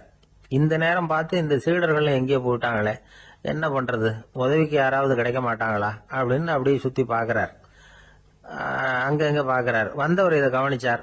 ஏதோ புரிஞ்சுக்கிட்டவர் மாதிரி அடுத்த கேள்வி கேட்டார். தர்மம்னா என்ன சுவாமின்னார். குருவுக்கு ரொம்ப சங்கடமா போச்சு. நம்ம நிலைமை இப்படி ஆயிட்டுதே, இக்கட்ல மாட்டிக்கிட்டோமே அப்படின்னு நினைச்சபடியே விட்டத்தை பார்த்தார். அப்புறம் குனிஞ்சு தரைய பார்த்தார். அப்படியே உட்காந்துக்கிட்டார். வந்தவர் உடனே அடுத்த கேள்விக்கு போயிட்டார். தியானம்னா என்ன சுவாமின்னார். பாவம் என்ன பண்ணுவார் அந்த குரு, பேசாம கண்ணை கெட்டியா மூடிக்கிட்டார். இது ஏதடா வம்பா போச்சுன்னு. இவர் இப்படி பண்ணா கூட வந்தவர் சளைக்கல. இன்னொரு கேள்வியும் கேட்டார். ஆசீர்வாதம்னா என்ன அப்படின்னார். இவர் பார்த்தார், இப்படியே போனா இவர் கேள்வி கேட்கறத நிறுத்த மாட்டார் அப்படின்னு நினைச்சுக்கிட்டு எனக்கு ஒண்ணுமே தெரியாதுங்கிற பாவனையில 2 கையையும் விரிச்சு காட்டினார். வந்தவர் முகத்துல மகிழ்ச்சி, மன நிறைவு, ஏதோ எல்லாம் புரிஞ்சுக்கிட்ட ஒரு மாதிரி அங்கிருந்து புறப்பட்டு போனார். வழியில அந்த குருவோட சீடர்கள் 2 பேரையும் சந்திச்சார். உங்க குருவை தான் பார்த்துட்டு வரேன்னாரு. இவரு என்ன நடந்ததுன்னு கேட்டாங்க. இவர் வரமா சொல்றார், உங்க குரு எவ்வளவு பெரிய ஞானி தெரியுமா, புத்தர்னா என்னன்னு கேட்டேன், அதுக்கு அவர் அப்படியும் இப்படியும் பார்த்தார், அதுக்கு என்ன அர்த்தம் தெரியுமா, மக்கள் புத்தரை அங்கேயும் இங்கேயும் தேடுறாங்க, உண்மையில அவர் அங்கேயும் இங்கேயும் தேடி கண்டுபிடிக்க முடியாது அப்படிங்கிறத அவர் செய்கை மூலம் உணர்த்தினார். அதுக்கப்புறம் தர்மம்னா என்னன்னு கேட்டேன். அவர் மேலையும் கீழையும் பார்த்து தர்மம் சமமானது, அதுல உயர்வு தாழ்வு இல்லைங்கிறத உணர்த்தினார். அதுக்கப்புறம் தியானம்னா என்னன்னு கேட்டேன். கண்ணை மூடிக்கிட்டார். கண்ணை மூடி காணுகிற அற்புதம் அது அப்படிங்கிறத புரிஞ்சுக்கிட்டேன். கடைசியா ஆசீர்வதிக்கப்படுறது பத்தி கேட்டேன். கைகளை நீட்டி உதவுறது தான் அது அப்படிங்கிறத தன்னுடைய இருகை விரிச்சு உணர்த்தினார். எவ்வளவு பெரிய மகான் அவர் அப்படின்னு சொல்லிவிட்டு அவர் பாட்டு போயிட்டார். சீடர்கள் அதுக்கப்புறம் மெதுவா குரு கிட்ட வந்து சேர்ந்தாங்க. அவங்கள பார்த்ததும் குருவுக்கு கோபம் வந்துட்டுது. அடே பாவிகளா, எங்கடா போய் தொலைஞ்சிங்க, நான் ஒரு ஆளுகிட்ட மாட்டிக்கிட்டு என்ன பாடுபட்டிருக்கேன் தெரியுமான்னார். இது மாதிரி தான் நாம சாதாரண மனிதர்களின் புற வேடங்களிலேயே மயங்கி போயிடுறோம். அவங்க பேச்சு, செய்கை, பார்வை இதுல எல்லாம் ஏதோ பெரிய தத்துவம் இருக்கிறதாக நினைச்சுக்கிறோம். உண்மையிலேயே அந்த தத்துவங்கள் யாருக்கு சொந்தம்? அவங்களுக்கு இல்ல, நமக்கு தான் சொந்தம். நாம தானே அதை கற்பிச்சுக்கிட்டோம். நம்ம நாம அடையாளம் கண்டுக்கிறது இல்ல, நாம யாருங்கிறது நமக்கு புரியறது இல்ல. அதுதான் இன்னைக்கு நடக்கிறது. அதனாலதான் அடுத்தவங்களை தேடி ஓடிட்டு இருக்கிறோம். சில வீடுகளில் கூட இது மாதிரி சைகைகள் உண்டு. சில குடும்ப தலைவர்கள் தினமும் காலையில கண்ணை கெட்டியா மூடிக்கிட்டு கை ரெண்டையும் சுத்தமா விரிச்சு வச்சுக்கிட்டே உட்காந்து தியானம் பண்றது வழக்கம். எதுக்காக அப்படி பண்றீங்கன்னு ஒருத்தரை பார்த்து கேட்டேன். இந்த மாசம் வாங்கின சம்பளம் பூரா தீர்ந்து போச்சு, இனிமே என் கையில சுத்தமா ஒண்ணும் இல்ல, புதுசா எதுவும் செலவு வச்சுடாதே அப்படிங்கறத அப்படி உள்ளங்கை ரெண்டையும் விரிச்சு காட்டி அவங்களுக்கு உணர்த்துறேன் அப்படின்னார். இந்த உலகத்துல மனுஷன் எவ்வளவோ தவறுகள் செய்யறான். அதுக்கெல்லாம் என்ன காரணம்? அதை பத்தின ஆராய்ச்சி தான் இன்னைக்கு. இதுக்கு ஆராய்ச்சி என்னத்துக்கு, அது தெரிஞ்ச விஷயம் தானே அப்படின்னு நீங்க நினைக்கலாம். ஆனா அப்படி அலட்சியமா இந்த விஷயத்தை விட்டுறக்கூடாது. பொதுவா எல்லோரும் நினைக்கலாம் எது சரி எது தவறு அப்படின்னு தெரியாததுனாலதான் மனுஷன் தப்பு பண்றான் அப்படின்னு. ஆனா அப்படி சொல்லிட முடியாது. மனுஷன் தெரிஞ்சே தான் தவறுகள் பண்றான். இப்போ உதாரணத்துக்கு ஒரு சாலையில இடது பக்கம் போக வேண்டிய ஒருத்தர் நடுக்கோட்டை தாண்டி வலது பக்கமா வண்டியை ஓட்டிட்டு போறாருன்னு வச்சுங்க. என்னப்பா இது தப்பு இல்லையா அப்படின்னு அவர்கிட்ட கேட்டா, அதெல்லாம் எனக்கு தெரியும், நீ உன் வேலையை பார்த்துட்டு போ அப்படிம்பார். வலது பக்கமா போறது தப்புன்னு தெரிஞ்சே தான் அவர் அப்படி செய்யறார், அப்படி போறார். பெரிய உத்தியோகத்துல இருக்கிறவங்க கூட லஞ்சம் வாங்குறாங்க. அவங்களுக்கெல்லாம் லஞ்சம் வாங்குறது தப்புன்னு தெரியலன்னு அர்த்தம். திருடுறது தப்புன்னு தெரியாமலாம் மனுஷன் திருடுறான். நல்லாவே தெரியும். நீங்க வேணும்னா கேட்டு பாருங்க, வேற வழி இல்ல அதனாலதான் திருடுறேன்பா. திருடுறது ஒரு புண்ணியமான காரியம்னு திருடனே கூட சொல்ல மாட்டான். திருடுறது தவறுங்கிறது திருடனுக்கு தெரியும் அப்படிங்கறத விளக்கறதுக்காக ஒரு பெரியவர் ஒரு கதை சொன்னார்.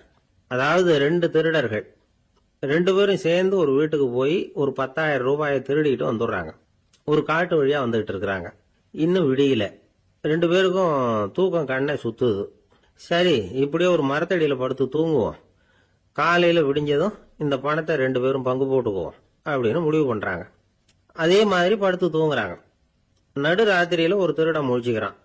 விடிகிற வரைக்கும் காத்துக்கிட்டு இருந்தா 5,000 ரூபா தான் கிடைக்கும், இப்பவே கம்பி நீட்டினா 10,000 ரூபா கிடைக்கும் அப்படின்னு யோசிச்சு பார்த்துட்டு ஒரு முடிவுக்கு வந்தான். மெதுவா அந்த 10,000த்தையும் சுருட்டிக்கிட்டு அடுத்தவனுக்கு தெரியாம ஓடி போயிட்டான். விடியுது. அடுத்தவன் எழுந்திரிச்சு பாக்குறான். பணத்தையும் காணல, பாகஸ்தனையும் காணல. இந்த திருடன் அந்த திருடனை திட்டுறான். திருட்டு பய, அயோக்கிய பய, இப்படி அநியாயமா கிளப்பிட்டு போட்டானே அப்படிங்கிறான். இதுல இருந்து என்ன தெரியுது? தெரியாம எடுத்துக்கிட்டு போறது திருட்டு, அயோக்கியத்தனம், அநியாயம் அப்படிங்கறது இவனுக்கு தெரிஞ்சிருக்குது. அதனாலதான் அடுத்தவனை பார்த்து இப்படி திட்டுறான். அதனால தெரியாததுனால மனுஷன் தவறு பண்றான்னு சொல்றது சரியில்லை. அப்படின்னா மனுஷன் பண்ற தவறுகளுக்கு உண்மையான காரணம் தான் என்ன? இதே சந்தேகம் அர்ஜுனனுக்கும் வந்துதான். அதனாலதான் அவன் பகவானை பார்த்து கேக்குறான். மனுஷன் தன் விருப்பத்துக்கு விரோதமா ஏதோ ஒரு சக்தியினால பலாத்காரமா இழுக்கப்பட்டது மாதிரி பாவம் பண்றானே, அந்த சக்தி என்ன அப்படின்னு கேக்குறான். இதுக்கு பகவான் பதில் சொல்றார். காமமும் குரோதமும் தான் அந்த சக்திகள், அதாவது ஆசையும் சினமும். இது ரெண்டும் உன்னுடைய எதிரிகள் அப்படிங்கறத புரிஞ்சுக்கோ அப்படிங்கிறார். இன்னமும் நுணுக்கமா பார்த்தா காமத்தினுடைய மறு உருவங்கள் தான் குரோதமும் லோபமும். ஆசை நிறைவேறலன்னா குரோதம், அதாவது கோபம். ஆசை நிறைவேறிட்டதுன்னா லோபம், அதாவது பேராசை. பாவத்தை கண்ட்ரோல் பண்ணணும்னா அதுக்கு மெயின் சுவிட்ச் எது அப்படிங்கறது இப்பதான் தெரியுது. அதுக்கு மனுஷன் தெரிஞ்சே தான் தவறு பண்றான் அப்படின்னு பேசிக்கிட்டோமே. அதுக்கு ஒரு உதாரணம். ஒரு ஆளு ஹோட்டல்ல சாப்பிட போனான். சாப்பிட்டு முடிச்சான். எழுந்திரிச்சு முதலாளி கிட்ட பில்ல கொடுத்தான். காசை கொடுக்கல. முதலாளி பணம் கொடுன்னு கேட்டார். இவன் என்கிட்ட பணம் இல்லைன்னா முதலாளி கொஞ்சம் கூட அலட்டிக்கல. உள்ளே இருந்து ஒரு ஆளை கூப்பிட்டார். இவனை கூப்பிட்டுட்டு போய் இட்லி மாவு ஆட்ட சொல்லுனார். இவனும் கவலைப்படாம உள்ள போயிட்டான். அப்போ அழைச்சிட்டு போற ஆளு கேக்குறான், ஏன் சார் சாப்பிடுறதுக்கு முன்னாடி காசு இல்லைங்கிறது உங்களுக்கு தெரியாதா அப்படின்னு கேக்குறான். தெரியும், காசு இல்லைங்கிறதும் தெரியும், காசு இல்லாம சாப்பிட்டா மாவாட்டணுங்கிறதும் தெரியும் அப்படின்னா அந்த ஆள். அப்படின்னா நீங்க உங்க வீட்லயே சாப்பிட்டு இருக்கலாமே அப்படின்னு கேக்குறான் அவன். அதுக்கு இவர் சொல்றாரு, அது எப்படி, அங்க சாப்பிட்டாலும் நான் இதே வேலையை தானே செய்ய வேண்டியிருக்கும் அப்படின்னாராம். நமக்கு முன்னாடி நமக்கு வேண்டிய ஒருத்தர் ஒரு கிளாஸ்ல நமக்கு பழச்சாறு கொண்டாந்து வைக்கிறாருன்னு வச்சுங்க. உடனே நாம என்ன பண்ணுவோம், எடுத்து கிடுகிடுன்னு சாப்பிட்ருவோம் அடுத்தவங்க யாரும் வர்றதுக்குள்ள. அதை விட்டுட்டு அதை கொண்டாந்து வச்சவர்கிட்டயே அதோட விலை என்ன அப்படி இப்படின்னு நான் கேட்டுக்கிட்டு இருப்போம். நாம கேட்க மாட்டோம். ஆனா காந்திஜி அப்படி கேட்டாராம். எப்ப தெரியுமா, 1935. அந்த வருஷம் மே மாசத்துல ஒரு நாள் காந்திஜி டெல்லியில இருக்கிறார். அப்ப அவருக்கு 2 டம்ளர் மாம்பழச்சாறு கொண்டாந்து கொடுக்குறாங்க. அதை வாங்குறார். இதோட விலை என்ன அப்படின்னு கேட்டார் காந்திஜி. யாருகிட்ட கேட்டாருன்னா மனுபென் காந்தி கிட்ட கேட்கிறார். அவங்க தான் கொண்டாந்து கொடுக்குறாங்க. காந்திஜிக்கு உதவி செய்யறதுக்காக அவர் கூடவே இருந்தவங்க அவங்க கிட்ட தான் கேட்கிறார். காந்திஜி சும்மா வேடிக்கைக்காக இப்படி கேட்கிறாருன்னு நினைச்சுட்டாங்க அந்த அம்மா. அதுவும் இல்லாம அதோட விலையை கேட்டா காந்திஜி நிச்சயமா அதை சாப்பிட மாட்டார் அப்படிங்கிற பயம் வேற. அதனால அந்த அம்மா பதில் எதுவும் சொல்லாம கம்முன்னு இருந்துட்டாங்க. கொஞ்ச நேரம் ஆச்சு. அந்த பழச்சாறு வச்ச இடத்துல அப்படியே இருக்குது, வச்ச இடத்துல வச்சபடியே இருக்கு. காந்திஜி அதை சாப்பிடவே இல்லை. மனுபென் காந்தி பார்த்தாங்க. மெதுவா காந்திஜி கிட்ட போய் அதை சாப்பிடுங்களேன் அப்படின்னாங்க. பழச்சாறு விலை என்னன்னு கேட்டேன், அதுக்கு பதில் இல்லை. அது முதல் தப்பு. பதிலை எதிர்பார்த்திருந்தும் அதை பத்தி விசாரிக்கல, அது 2வது தப்பு. இப்படி 2 தப்புகளை பண்ணிவிட்டு என்கிட்ட வந்து இதை சாப்பிடுங்கன்னு சொன்னா அது எப்படி அப்படின்னு கேட்டாராம் காந்திஜி. மனுபென் காந்தி என்ன சொல்றதுன்னு தெரியாம திகைச்சு போய் நின்றுகிட்டு இருந்தாங்க. காந்திஜி தொடர்ந்து சொன்னாராம், இப்ப என் முன்னாடி வச்சிருக்கிற இந்த பழச்சாறு விலை சுமாரா ஒரு அரை ரூபாயாவது இருக்கும். அது அந்த காலத்து மதிப்பு. இந்த பழச்சாறு இல்லாம கூட என்னால இருக்க முடியும். ஆனா அவசியமான பொருள்களை வாங்கறதுக்கு கூட சக்தி இல்லாத மக்கள் இந்த நாட்டில் நிறைய பேர் இருக்கிறாங்க. அப்படி இருக்கிறப்போ எனக்கு என்னத்துக்கு இந்த விலை உயர்ந்த பானம்? இதை இப்போ நான் சாப்பிட்டா என் உடம்பு வேணும்னா ஆரோக்கியமாகலாம், ஆனா என் மனசு அமைதி அடையாது. எனக்கு என்னுடைய உடல் ஆரோக்கியத்தை விட மன ஆரோக்கியம் தான் முக்கியம். அதனால இதை நான் சாப்பிட மாட்டேன், எடுத்துட்டு போயிடு அப்படின்னாராம். அந்த சமயத்துல ஒரு அகதி பொண்ணு 2 குழந்தைகளோட காந்திஜியை பார்க்கறதுக்காக வந்தது. வணக்கம் சொல்லிச்சு. காந்திஜி உடனே தனக்கு முன்னாடி இருந்த பழச்சாற்றை எடுத்து அந்த பொண்ணுகிட்டையும் குழந்தைகள்கிட்டையும் கொடுத்து சாப்பிட சொன்னார். அவங்க அதை வாங்கி ரொம்ப சந்தோஷத்தோட சாப்பிட்டாங்களாம். அதை பார்த்த காந்திஜி முகத்துல ஒரு புன்னகை, ஒரு பரவசம், ஒரு திருப்தி. அவர் மனசு நிறைஞ்சி இருந்தது.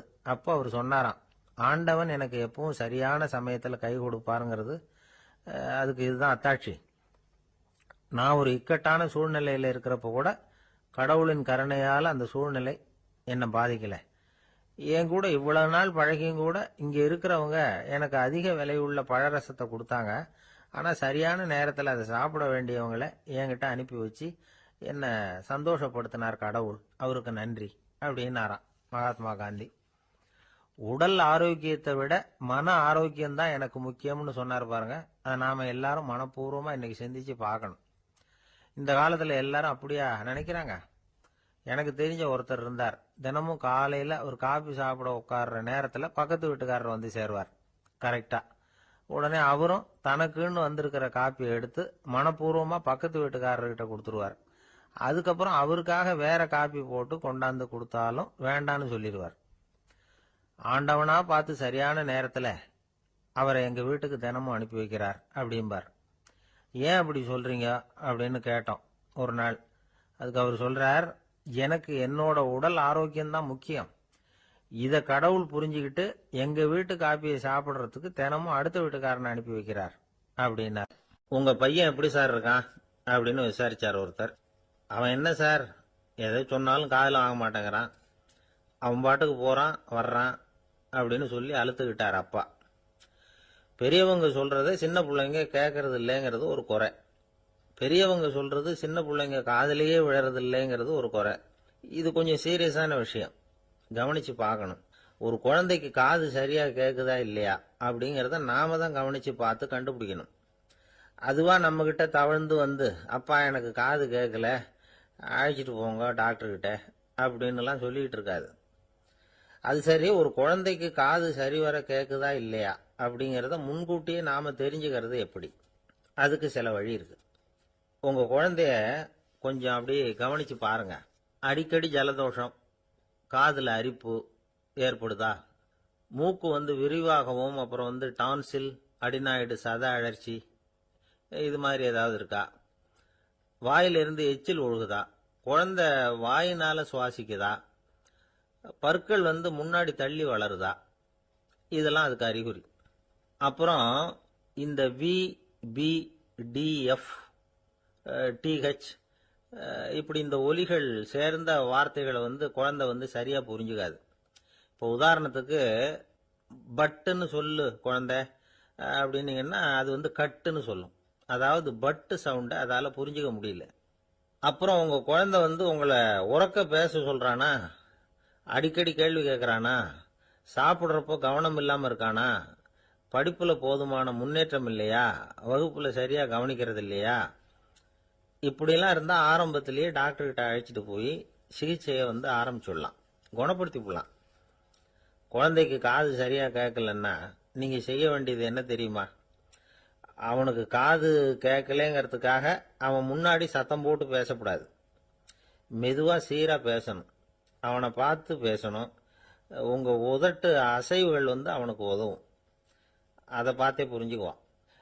நீங்க வாயில வெத்தலை பாக்கு போட்டுக்கிட்டோ புகை பிடிச்சிக்கிட்டோ பேசக்கூடாது. அப்படி பேசினா அவனால அந்த உச்சரிப்பை சரியா புரிஞ்சுக்க முடியாது. ஒரு வார்த்தையை சொல்றீங்க, அவனுக்கு புரியல அப்படின்னா அதே வார்த்தையை மறுபடியும் சொல்லணும். அவனுக்கு நீங்க முதல்ல சொன்ன வார்த்தை புரியலன்னு நினைச்சுக்கிட்டு மறுபடியும் திருப்பி சொல்றப்போ அதே அர்த்தம் வரக்கூடிய வேற வார்த்தையை சொல்லக்கூடாது. இப்படிலாம் நடந்துகிட்டா அவனுக்கு மன திடத்தை ஏற்படுத்த முடியும். இல்லைன்னா அவனுக்கு தாழ்வு மனப்பான்மை வந்துடும். குழந்தைக்கு காது கோளாறுன்னா ஆரம்பத்திலேயே டாக்டர் கிட்ட அழைச்சிட்டு போனா போதும், குணப்படுத்தி விடலாம். அப்புறம் பார்த்துக்கலாமே அப்படின்னு அலட்சியமா இருந்துட்டாதான் கஷ்டம். சில பேர் கோபத்துல சின்ன பிள்ளைங்க காதை பிடிச்சி திருகிறது உண்டு. இது ரொம்ப தப்பு. காது கையோட வந்துட்டா என்ன பண்றது? ஒரு வேடிக்கை கதை, அது கதை தான், நிஜமா நடந்தது இல்லை. அது மாதிரி நடக்கவும் நடக்காது. ஒரு வேடிக்கைக்காக சொல்லப்படுற கதை. அதாவது ஒரு வீட்டில் அப்பா அம்மாவை பார்த்து சொல்லிட்டு இருக்கார், இதை பாரு, நாளைக்கு காலையில என்னை சீக்கிரம் எழுப்பி விட்டுரு, நான் செங்கல்பட்டு வரைக்கும் போயிட்டு வர வேண்டியிருக்கு அப்படின்னாராம்.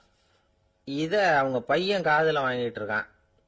அப்பாவுக்கு சிரமம் வேண்டாமே அப்படின்னு நினைச்சு அவனே காலையில யாருக்கும் தெரியாம எழுந்திருச்சு புறப்பட்டு செங்கல்பட்டுக்கு போட்டான். சாயந்தரமா திரும்பி வந்தான். அப்பா பையனை காணாம அலமோதிக்கிட்டு இருக்கிறார். சாயந்தரமா பையனை பார்த்ததும் எங்கடா போயிட்டு வந்தேன்னு கேட்டார் கோவமா.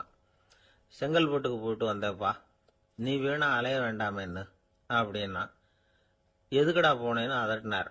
அதான்ப்பா, நீ நேற்று அம்மா கிட்ட சொல்லிக்கிட்டு இருந்த, அதை காதில் வாங்கினேன், உனக்காக நான் போயிட்டு வந்தேன் அப்படின்னா. உடனே எந்த காதில் வாங்கினேன் அப்படின்னு சொல்லி காதை பிடிச்சி திருகினார். அந்த காது கையோட வந்துட்டுது. இது நடந்து கொஞ்ச நாள் கழிச்சு அந்த அப்பாவும் பையனும் கடத்தெருவில் போயிட்டு இருக்கிறாங்க. எதிரில் ஒரு நாய் ஓடி வந்தது. அதுக்கு 2 காதும் இல்லை. என்ன இது, இந்த நாய்க்குட்டிக்கு 2 காதும் இல்லை அப்படின்னாரு அப்பா. அதுக்கு பையன் சொல்றான், அப்பா அது 2 தடவை செங்கல்பட்டுக்கு போயிட்டு வந்துருவோம் அப்படின்னா. 2 பேர் சுவாரஸ்யமா பேசிட்டு இருக்கிறப்போ குறுக்க புகுந்து தொந்தரவு பண்றதுக்குன்னே சில பேர் இருப்பாங்க. அது ரொம்ப இடைஞ்சலா இருக்கும். இதே மாதிரி மின்காந்தம் கூட குறுக்க புகுந்து தொந்தரவு பண்ணும். கடைசியில் அது ஒரு பெரிய இடைஞ்சல கொண்டாந்து விட்டுரும். சில வீடுகளில் கேபிள் கனெக்ஷன் இல்லாம சில தனியார் டிவி காட்சிகள் தெரியும். அதுக்கு என்ன காரணம்னா இந்த மின்காந்த குறுக்கீடு தான் காரணம். இதைத்தான் சுருக்கமா EMI அப்படின்னு சொல்றாங்க.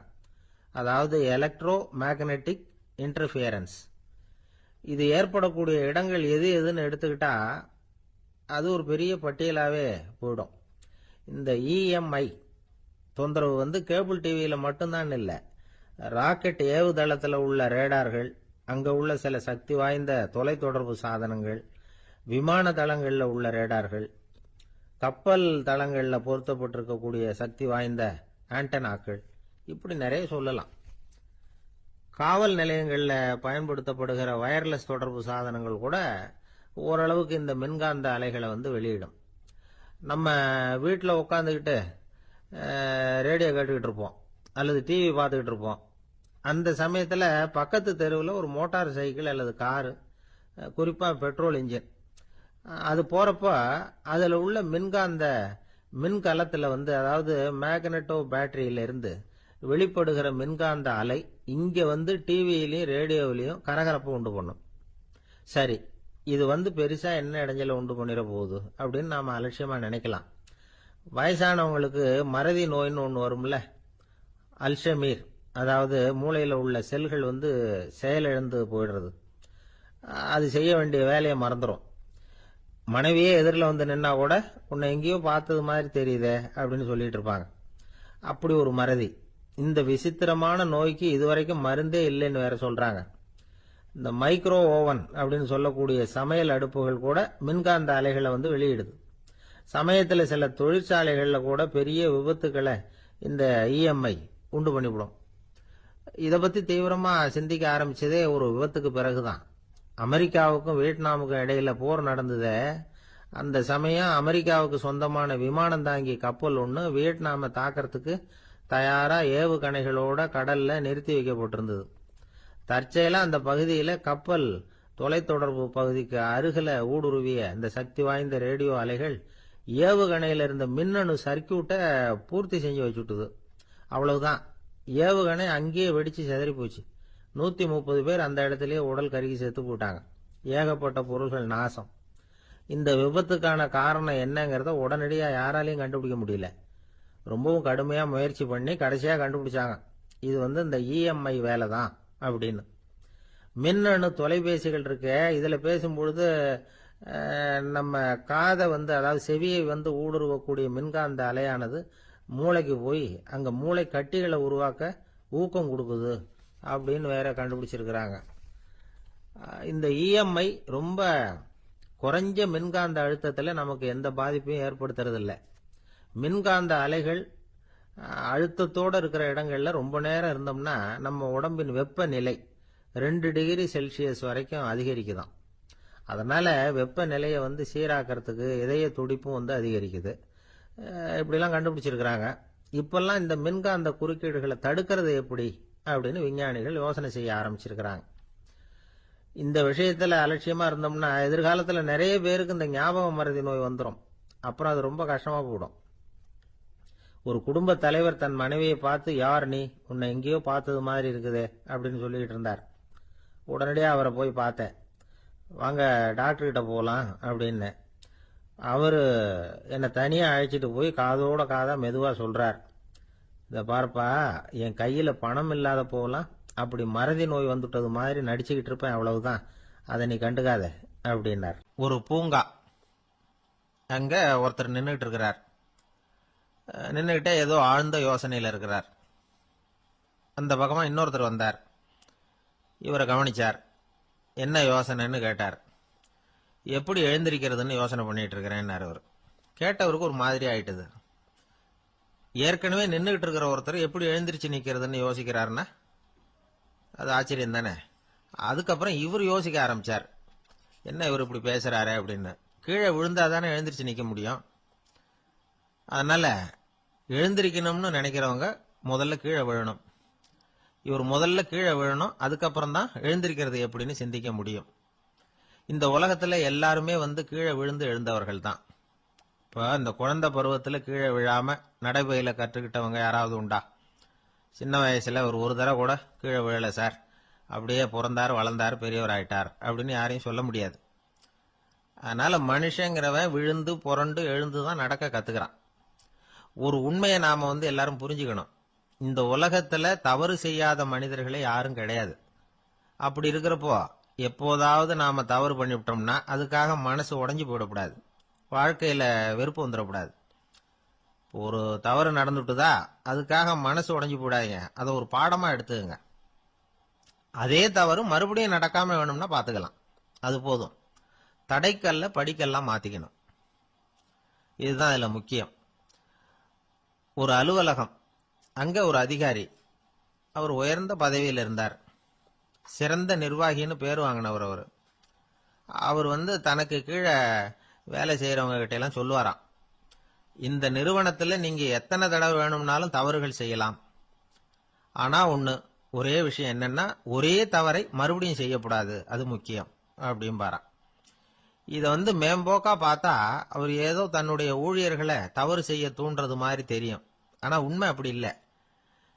இன்னைக்கு என்ன நடக்குது தெரியுமா? அநேகமா எல்லா மனிதர்களுமே ஒரே தவறை தான் மறுபடியும் மறுபடியும் செய்யறாங்க. விளையாட்டு வீரர்கள் ஒரே மாதிரியான தவறுகளை திரும்ப திரும்ப செய்யறது உண்டு.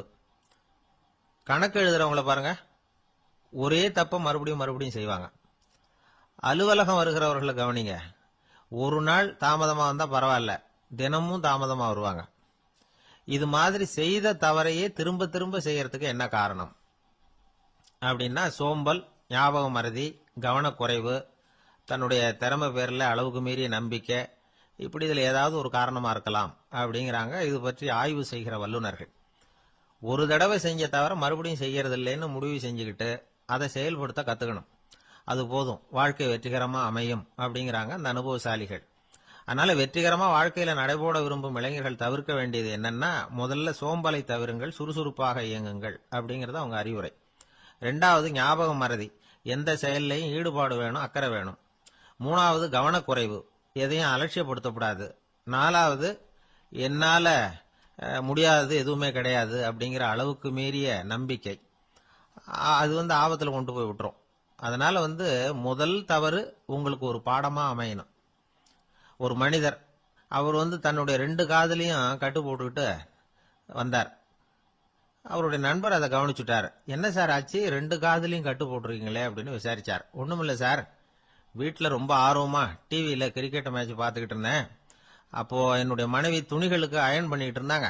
அயன் பாக்ஸை அப்படியே வச்சுட்டு அடுப்பங்கரைக்கு போயிட்டாங்க. அந்த சமயம் பார்த்து டெலிபோன் பண்ணி அடிச்சுது. அவசரமா ஓடி போய் அதை எடுத்து காதுல வச்சேன். அப்பதான் தெரியும் அது அயன் பாக்ஸுங்கிற விஷயம். சூடா இருந்ததா, சுட்டு விட்டுது அப்படின்னார். ஒரு காது சரி சார், 2 காதும் ஏன் அப்படி ஆச்சு அப்படின்னு கேட்டார். அதே ஆளு மறுபடியும் போன் பண்ணா சார் அப்படின்னாரு இவர் எவ்வளவு தூரம் யோசிச்சிருப்பாரு பாருங்க. அதனால ஒரு தவறு மறுபடியும் நடக்கக்கூடாது, முதல் தவறு உங்களுக்கு ஒரு பாடமாக அமையட்டும் அப்படிங்கிறது தான் இதுல இருந்து நாம தெரிந்து கொள்ள வேண்டிய கருத்து. அதனால தவறுகள் அதெல்லாம் தடைக்கெல்லாம் நினைக்க வேண்டாம், படிக்கெல்லாம் நினைப்போம். அப்படி நினைச்சோம்னா வாழ்க்கையில வெற்றி நிச்சயம். ஒரே ஒரு ஊர், அந்த ஊருக்கு பேரு கொடையாளிப்பட்டி. அந்த பேருக்கு தகுந்த மாதிரி தான் அந்த ஊர் மக்களும். யார் என்ன கேட்டாலும் இல்லைன்னு சொல்லாம கொடுப்பாங்க. கொடையாளிகள் நிறைந்த ஊர். இனாமா மட்டும் இல்ல, கடனாவும் பணம் கொடுப்பாங்க. யாருக்காவது அவசரமா பணம் தேவைப்பட்டதுன்னு வச்சுக்கோங்க, அந்த ஊருக்கு போய் வாங்கிக்கலாம். பத்திரம் தேவையில்லை, சாட்சி தேவையில்லை, ஜாமீன் தேவையில்லை, எந்த உத்தரவாதமும் கேட்காம பணம் கொடுத்துருவாங்க. நம்மால் ஒருத்தனுக்கு பணம் தேவைப்பட்டது, சொந்த பந்தம்லாம் கேட்டு பார்த்தா யாரும் கொடுக்கற வழியா தெரியல. எல்லாரும் அவங்கவுங்க சௌரியத்தை பாக்குறவங்க, அடுத்தவங்க சௌரியத்தை பத்தி கவலைப்படாதவங்க. இவன் எல்லாரையும் கேட்டு பார்த்துட்டு சோர்ந்து போய் உக்காந்துட்டான். அந்த நேரம் தான் கொடையாளிப்பட்டியை பத்தி கேள்விப்பட்டான். அப்படி ஒரு ஊர் இருக்கிறது தெரிஞ்சதும் அந்த ஊருக்கு வழி கேட்டுக்கிட்டு ஒரு நாள் புறப்பட்டு போனான். வயல்காட்டு வழியா போக வேண்டியிருந்தது. மெதுவா நடந்து ஊர் எல்லைக்கு வந்துட்டான். 2 பக்கமும் விவசாய வேலைகள் மும்முரமா நடந்துகிட்டு இருக்குது. ஏறு உழுதுகிட்டு இருக்கிறாங்க. அப்ப அங்க ஒரு ஆளை பாம்பு கடிச்சுட்டுது. பக்கத்துல வேலை செஞ்சுக்கிட்டு இருந்தவங்க ஓடி வந்தாங்க. அவசரமா செய்ய வேண்டிய முதல் உதவியெல்லாம் செஞ்சு பார்த்தாங்க, பலன் இல்லை. அந்த ஆள் செத்து போட்டான். அவன் செத்து விட்டான்னு தெரிஞ்சதும் அவனை தூக்கி வரப்பு மேல போட்டுட்டு எல்லாரும் அவங்கவுங்க வேலையை கவனிக்க ஆரம்பிச்சுட்டாங்க. அங்க ஒரு ஆளு இவனை பார்த்து சொன்னான், ஐயா, நீங்க போற வழியில இவன் சொந்தக்காரன், இவனுக்கு சோறு கொண்டுகிட்டு வருவான், இவன் இங்க செத்துட்டான்னு அவன்கிட்ட சொல்லிவிடுங்க அப்படின்னா. இவனுக்கு ரொம்ப ஆச்சரியம். என்னடா இது, பாம்பு கடிச்சுட்டுதுன்னதும் பதறி அடிச்சுக்கிட்டு ஓடி வந்தாங்க, செத்துட்டான்னதும் பேசாம தூக்கி போட்டுட்டு போயிட்டாங்க அப்படின்னு நினைச்சுக்கிட்டே நடந்து போறான். எதிரில் சோறு கொண்டுகிட்டு ஒரு ஆள் வந்தான். இவன் விவரத்தை சொன்னான். அங்க உங்க சொந்தக்காரன் பாம்பு கடிச்சு செத்து போட்டான் அப்படின்னா. அவன் கொஞ்ச நேரம் அமைதியா நின்னான். அதுக்கப்புறமா அங்கேயே வரப்புல உட்காந்து கொண்டுகிட்டு வந்த சோத்தை தானே சாப்பிட்டு முடிச்சான். பேசாம எழுந்திரிச்சு திரும்பி போயிட்டான். கொஞ்சம் கூட பதறல, அழல. இப்படியும் ஒரு ஊரா அப்படின்னு நினைச்சு ஆச்சரியப்பட்டுக்கிட்டே இவன் ஊருக்குள்ள போனான். ஒரு பெரிய மனுஷனை பார்த்து பணம் கேட்டான். அவரும் இவனோட பேரையும் ஊரையும் மட்டும் விசாரிச்சுக்கிட்டு தேவையான பணத்தை கொடுத்துட்டார். பணத்தை வாங்கிட்ட பிறகு தன்னுடைய மனசை அரிச்சுக்கிட்டு இருந்த அந்த விஷயத்தை பத்தி கேட்டான். ஐயா, வழியில ஒருத்தன் செத்துட்டான், அவனை அப்படியே தூக்கி வரப்புல போட்டுட்டு எல்லாரும் வயல்வெளி வேலைகளை பார்த்துக்கிட்டு இருக்கிறாங்களே அப்படின்னா. இதுக்கு அந்த பெரியவர் சொன்னார், ஆமா அப்படித்தான் செய்வோம், வேலை முடிஞ்சு வீட்டுக்கு திரும்புறப்போ அவனை தூக்கிட்டு வந்து அடக்கம் பண்ணிடுவோம் அப்படின்னார். ரொம்ப ஆச்சரியமா இருக்கு அப்படின்னா. ஏன் உங்க ஊர்ல யாராவது செத்துட்டா என்ன பண்ணுவீங்க அப்படின்னு கேட்டார். என்ன இப்படி கேக்குறீங்க, எங்க ஊர்ல எல்லாம் பணத்தை தூக்க விட மாட்டாங்க, ஒப்பாரி வைப்பாங்க, கட்டி புரண்டு அழுது புலம்பி தீத்துருவாங்க அப்படின்னா. இவன் பெரியவர் பார்த்தார், அவங்கிட்ட கொடுத்த பணத்தை லபக்குன்னு பறிச்சுக்கிட்டார், திருப்பி வாங்கிட்டார். இவன் பதறி போய் நிக்கிறான். அவரு சொன்னார், பணத்தையே விட மாட்டேன்னு கட்டுப்பிடிச்சு அழுதா நான் கொடுத்த பணத்தை மட்டும் எப்படி திருப்பி கொடுக்க போற, போயிட்டு வா அப்படின்னு விரட்டி விட்டாராம். இந்த கதையை நண்பர் ஒருத்தர் சொன்னார். கதை வேடிக்கையா தெரிஞ்சா கூட இதுல கருத்து உண்டு. பணம் பிணம் இது ரெண்டையுமே விடுறதுக்கு அவ்வளவு சுலபமா மனம் வர்றதில்லை. இந்த ரெண்டு விஷயங்கள்லயும் அறிவார்ந்த செயல்பாடு தேவை. ஒரு பேருந்து மரத்துல மோதி விட்டது, எல்லாரும் அடிபட்டு முனைகிட்டு கிடக்குறாங்க. டிரைவர், கண்டக்டர் இவங்களுக்கும் அடி, அவங்களும் ஒரு பக்கம் கிடக்குறாங்க. ஒரு மூலையில கிடக்கிற ஒருத்தன் மெதுவா முக்கி முனகி கண்டக்டர் கண்டக்டர்னு சத்தம் போடுறான். கண்டக்டர் மெதுவா நகர்ந்து அவங்கிட்ட போய் என்னன்னு விசாரிக்கிறார். அவன் ரொம்ப சிரமப்பட்டு வாயை திறந்து ஒரு 15 காசு சில்லற பாக்கி அப்படின்னானான். ஒருத்தர் இருக்கார், நல்ல உத்தியோகத்துல தான் இருக்கிறார், ஆனா எப்ப பார்த்தாலும் முகத்தை வெறுப்பா வச்சிருப்பார், அப்படியே வருவார் போவார். ஏன் சார் இப்படி இருக்கிறீங்க அப்படின்னு விசாரிச்சோம். ஏன்டா இந்த வேலைக்கு வந்தோம்னு இருக்கு சார் அப்படின்னார். உங்க வேலை உங்களுக்கு பிடிக்கலையா அப்படின்னு கேட்டோம். இல்லைன்னார். இப்படிப்பட்டவங்க வெற்றிகரமான வாழ்க்கை வாழ முடியாது. இது நிபுணர்கள் கருத்து. வேலையை நேசிக்க தெரிந்தவர்கள் வெற்றி பெறுவார்கள் அப்படிங்கிறாங்க அவங்க. எந்த துறையா இருந்தாலும் சரி, அந்த துறையில வெற்றிகரமா இருக்கிறவங்கள விசாரிச்சு பாருங்க. எனக்கு என்னுடைய வேலை ரொம்ப பிடிக்கும் அப்படின்னு சொல்றவங்களா தான் இருப்பாங்க. அப்படி இருந்தாதான் அது வெற்றிகரமா இருக்க முடியுது அவங்களால. ஒருத்தனுக்கு பிடித்தமான பொழுதுபோக்கே அவனுடைய தொழிலா இருந்துட்டுதுன்னா அவனை மாதிரி கொடுத்து வச்சவன் வேற யாரும் இல்லை அப்படிங்கிறார் பெர்னாட் ஷா. ஒரு தடவை மன்னர் ஹுமாயூன் உயிரை தண்ணீர் முண்டு ஊற்றுகிற தொழிலாளி ஒருத்தர் காப்பாத்தினாராம் அந்த ஹுமாயூன் உயிரை. உடனே மன்னர் கேட்டிருக்கார், உனக்கு என்ன வேணும்னாலும் கேளு தரேன், உயர் பதவி வேணுமா அப்படின்னு கேட்டாராம். மன்னா, மக்களின் தாகம் தீர்க்கக்கூடிய இந்த பணியை விட உயர்ந்தது உண்டா அப்படின்னாராம் அந்த தொழிலாளி. அவரால் அவருடைய வேலையை நேசிக்க முடிஞ்சுது, அதனால மகிழ்ச்சியா இருக்க முடிஞ்சுது. நாமெல்லாம் அப்படி இல்லை, வேலை கிடைக்கிற வரைக்கும் கிடைச்சா போதும் அப்படின்னு இருக்கோம். கிடைச்சதுக்கு அப்புறம் ஏன்டா இந்த வேலைக்கு வந்தோம்னு ரொம்பவும் அழுத்துக்குவோம். சரி, நாம் இருக்கிற இடத்துல நாம் வெற்றிகரமாக இருக்க வழி உண்டா அப்படின்னா உண்டுன்னு சொல்கிறாங்க. அதாவது மன இயல் நிபுணர்கள் இருக்கிறாங்க இல்லையா, அவங்க அதுக்கு முக்கியமாக 6 வழிகள் சொல்கிறாங்க. நீங்கள் ஒரு அலுவலகத்தில் வேலை பார்க்குறவரா அப்படின்னா இதை கேளுங்க. அதாவது உங்கள் மேலதிகாரி எதிர்பார்ப்புக்கு தகுந்த மாதிரி உங்கள் வேலை இருக்குதா? அப்படி இல்லைன்னா முதல்ல உங்கள் வேலையின் தரம் உயரணும். உங்களுக்கு மேலே கீழே வேலை பார்க்குற பணியாளர்கள் கிட்ட நல்ல விதமாக பழகுறீங்களா? அந்த உறவு முறையில் ஏதாவது குறை இருந்தால் அதை கண்டுபிடிச்சி சரி பண்ணுங்க. நம்பிக்கைக்கு உரியவர் அப்படின்னு நீங்கள் பேர் எடுக்கணும். நீங்கள் எடுக்கிற முடிவு நல்ல முடிவாக தான் இருக்கும் அப்படின்னு அடுத்தவங்க சொல்லணும். உங்கள் தோற்றத்துக்கு முக்கியத்துவம் கொடுங்க. இது மனம் உடல் ரெண்டும் சம்பந்தப்பட்டது. அதனால மனசையும் ஆரோக்கியமாக வச்சிருக்கணும், உடம்பையும் ஆரோக்கியமாக வச்சிருக்கணும். உங்களுடைய நிர்வாகம் செயல்படுற விதத்தை நல்லா புரிஞ்சு வச்சுக்கணும்.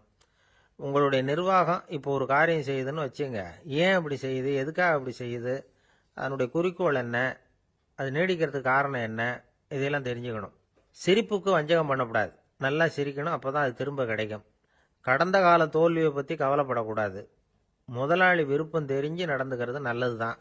அதுக்காக காக்கா பிடிக்கணுங்கிற அவசியம் இல்லை. உங்களுக்கு ஒரு பொறுப்பான வேலை கிடைக்குது, உடனே சத்தம் குழப்பம் அப்படின்னு சூழ்நிலையை இறுக்கமாக ஆக்கிடக்கூடாது.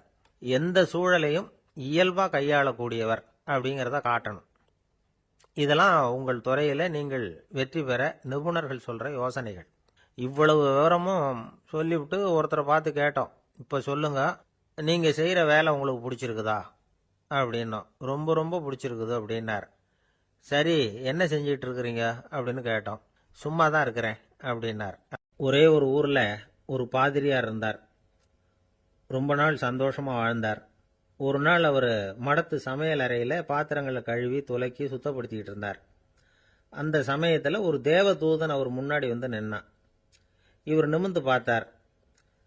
ஆண்டவர் என்னை வந்து உங்ககிட்ட அனுப்பியிருக்கிறார். பரலோகத்தில் வாசம் செய்யறதுக்கு உங்களுக்கு நேரம் வந்துட்டுது அப்படின்னு நான் அந்த ஆள். ஆண்டவருக்கு என்னோட ஞாபகம் வந்ததுக்கு நன்றி. ஆனாலும் இப்போ இங்கே நீயே பாரு, எவ்வளவு பாண்டங்கள் பாக்கி இருக்கு.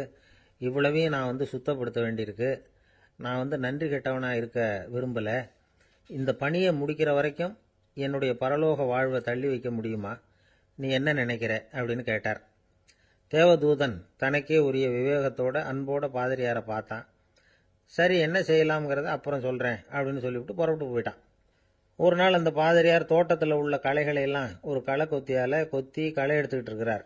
அந்த சமயத்தில் இந்த தேவதூதன் மறுபடியும் அவர் முன்னாடி வந்து நிற்கிறான். பாதிரியார் பார்த்தார். இதை பாரு, இந்த தோட்டம் பூராவும் எவ்வளவு களை மண்டி கிடக்கு. பரலோகம் கொஞ்ச காலம் எனக்காக பொறுத்திருக்கலாம்னு நீ நினைக்கிறியா அப்படின்னு கேட்டார். தேவதூதன் சிரிச்சுக்கிட்டே மறுபடியும் மறைஞ்சிட்டான்.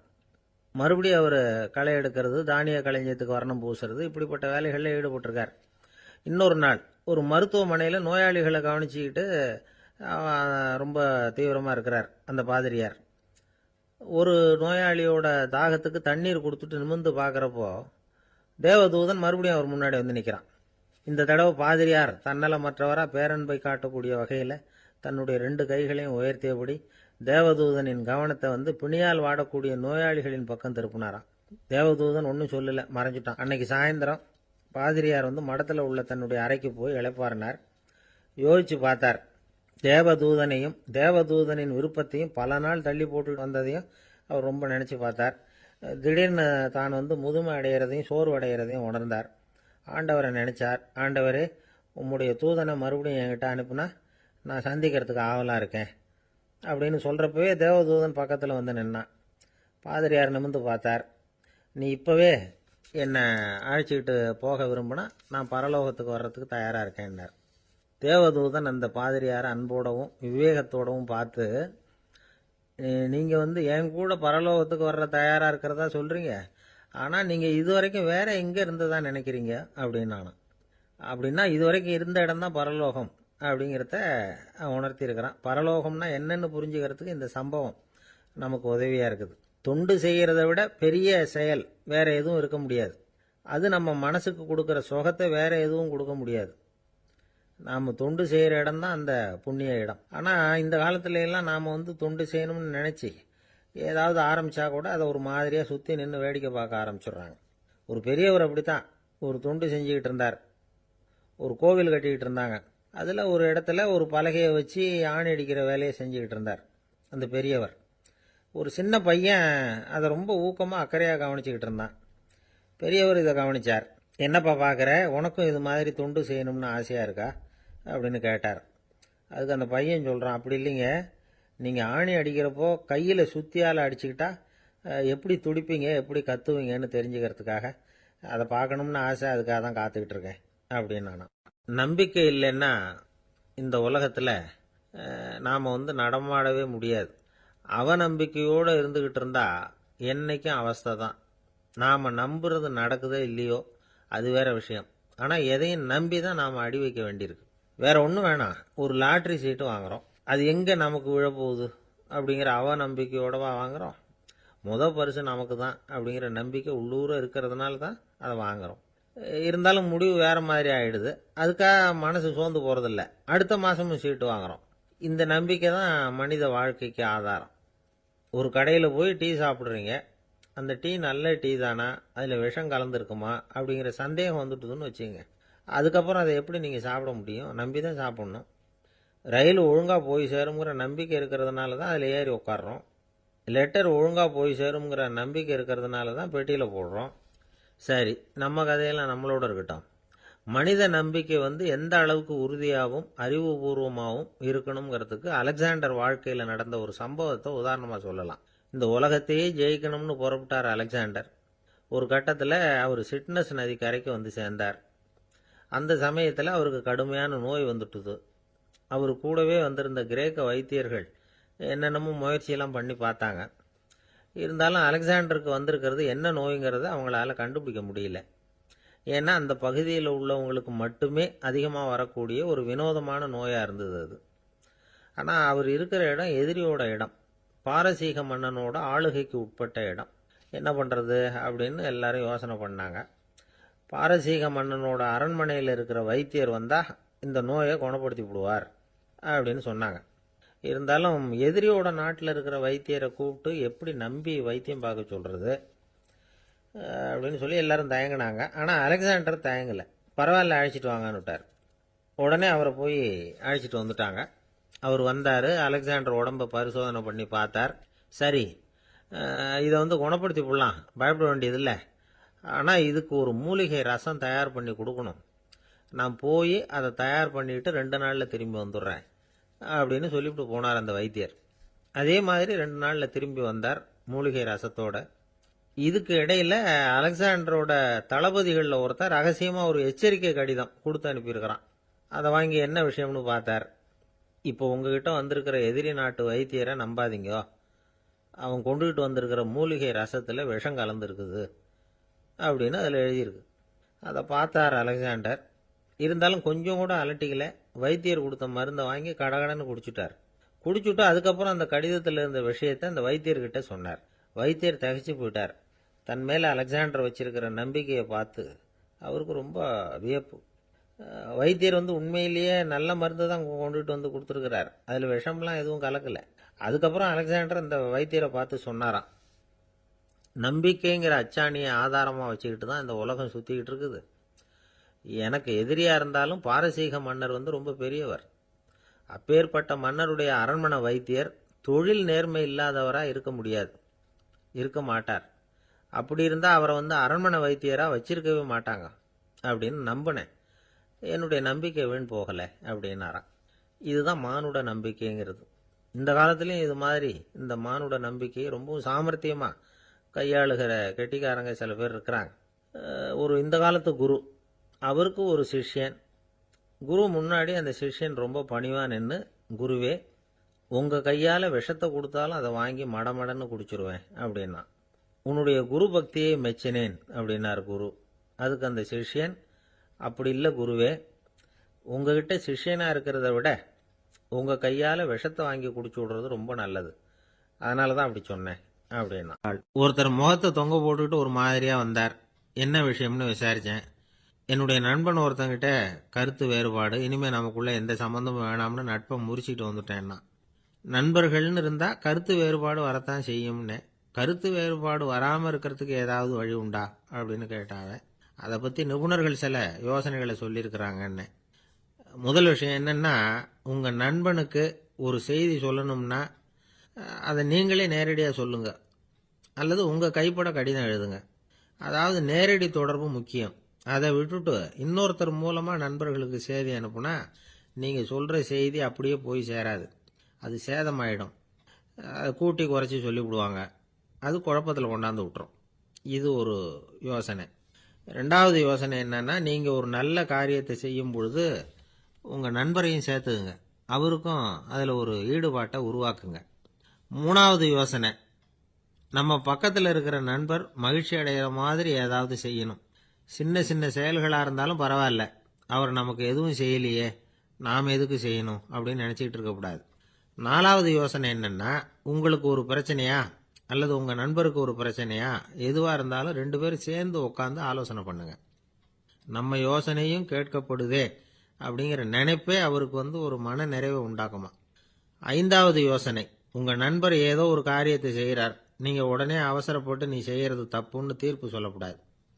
அவர் அதை செய்யறதுக்கான நியாயங்கள் எவ்வளவோ இருக்கும், அதை புரிஞ்சுக்கிறதுக்கு முயற்சி பண்ணணும். 6வது யோசனை, உங்கள் நண்பர் என்ன சொன்னாலும் அதை பொறுமையாக கேளுங்க. அவர் சொல்கிறத புரிஞ்சுக்கணும், அவர் சொல்ல விரும்புகிறத புரிஞ்சுக்கணும், அவர் சொல்ல முடியாமல் தவிக்கிறதையும் புரிஞ்சுக்கணும்.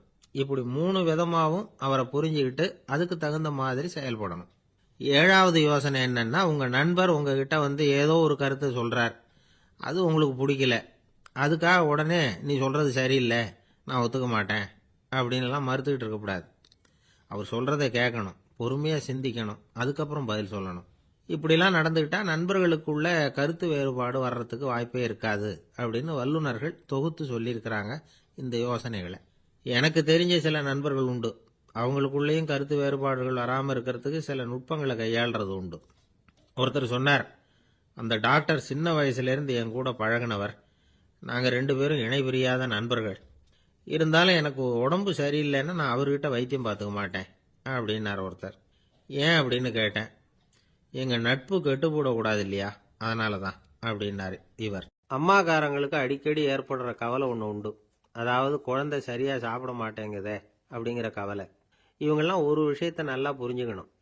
குழந்தைகள்ங்கிறவங்க பெரியவங்க மாதிரி இல்லை. அவங்க கடிகாரத்தில் மணியை பார்த்துட்டு சாப்பிட்றதுக்கு உட்கார்ற ரகம் கிடையாது. பசிச்சா சாப்பிடுவாங்க, இல்லைன்னா விளையாடுவாங்க அல்லது தூங்குவாங்க. அது புரியாமல் அவங்கள கட்டாயப்படுத்தி அல்லது மிரட்டி சாப்பிட வைக்கிறது ரொம்ப தப்பு. ஒரு 8 மாத குழந்தைக்கு 3 மணி நேரத்துக்கு ஒரு தடவை பசிக்கும். அந்த நேரம் பார்த்து சாப்பாடு கொடுத்தா அடம் பண்ணாமல் அது பாட்டுக்கு சாப்பிட்ரும். அதே குழந்தைக்கு 1 வயசு ஆகிறப்போ 4 மணி நேரத்துக்கு ஒரு தடவை பசிக்கும்.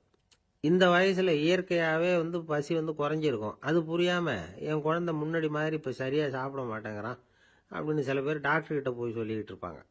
இன்னொரு விஷயம், ஒரு குழந்தைக்கு வயசு அதிகமாகிற வேகத்துக்கு உடம்பு எடையும் அதிகமாகிக்கிட்டே போகாது. உடம்பு எடை அதிகமாகிற வேகம் குறைஞ்சிக்கிட்டே வரும். 6 மாத குழந்தைக்கு ஒரு வாரத்தில் 150 கிராம் எடை கூடும். ஒரு வயசில் வாரத்துக்கு 71 கிராம் எடை கூடும். இது புரியாமல் அதிகமாக சாப்பாட்டை கொடுத்து குழந்தைய கஷ்டப்படுத்தக்கூடாது. ஏன்னா அளவுக்கு மீறின உணவு அஜீரணத்தை உண்டு பண்ணிவிடும். குழந்தைக்கு ஒரு தட்டில் கொஞ்சமாக ஆகாரத்தை வச்சு கொண்டுகிட்டு போய் கொடுக்கணும். மலை மாதிரி குவிச்சு வச்சா அதை பார்த்ததுமே பசி அடங்கி போயிடும். அடித்து மிரட்டி பயமுறுத்தி குழந்தைய சாப்பிட வைக்கிற பழக்கம் இருக்குது பாருங்கள், அதுக்கு ஃபுட் ஃபோர்ஸிங் அப்படின்னு பேர். இப்படி பண்ணுனா குழந்தைக்கு சாப்பாட்டில் விருப்பம் குறைஞ்சிரும், அதை கண்டாவே வெறுக்க ஆரம்பிச்சிடும். அது மாதிரி உளம் சார்ந்த பசி குறைவு, சைக்கோஜெனிக் அனோரெக்சியா, அது ஏற்படுமா.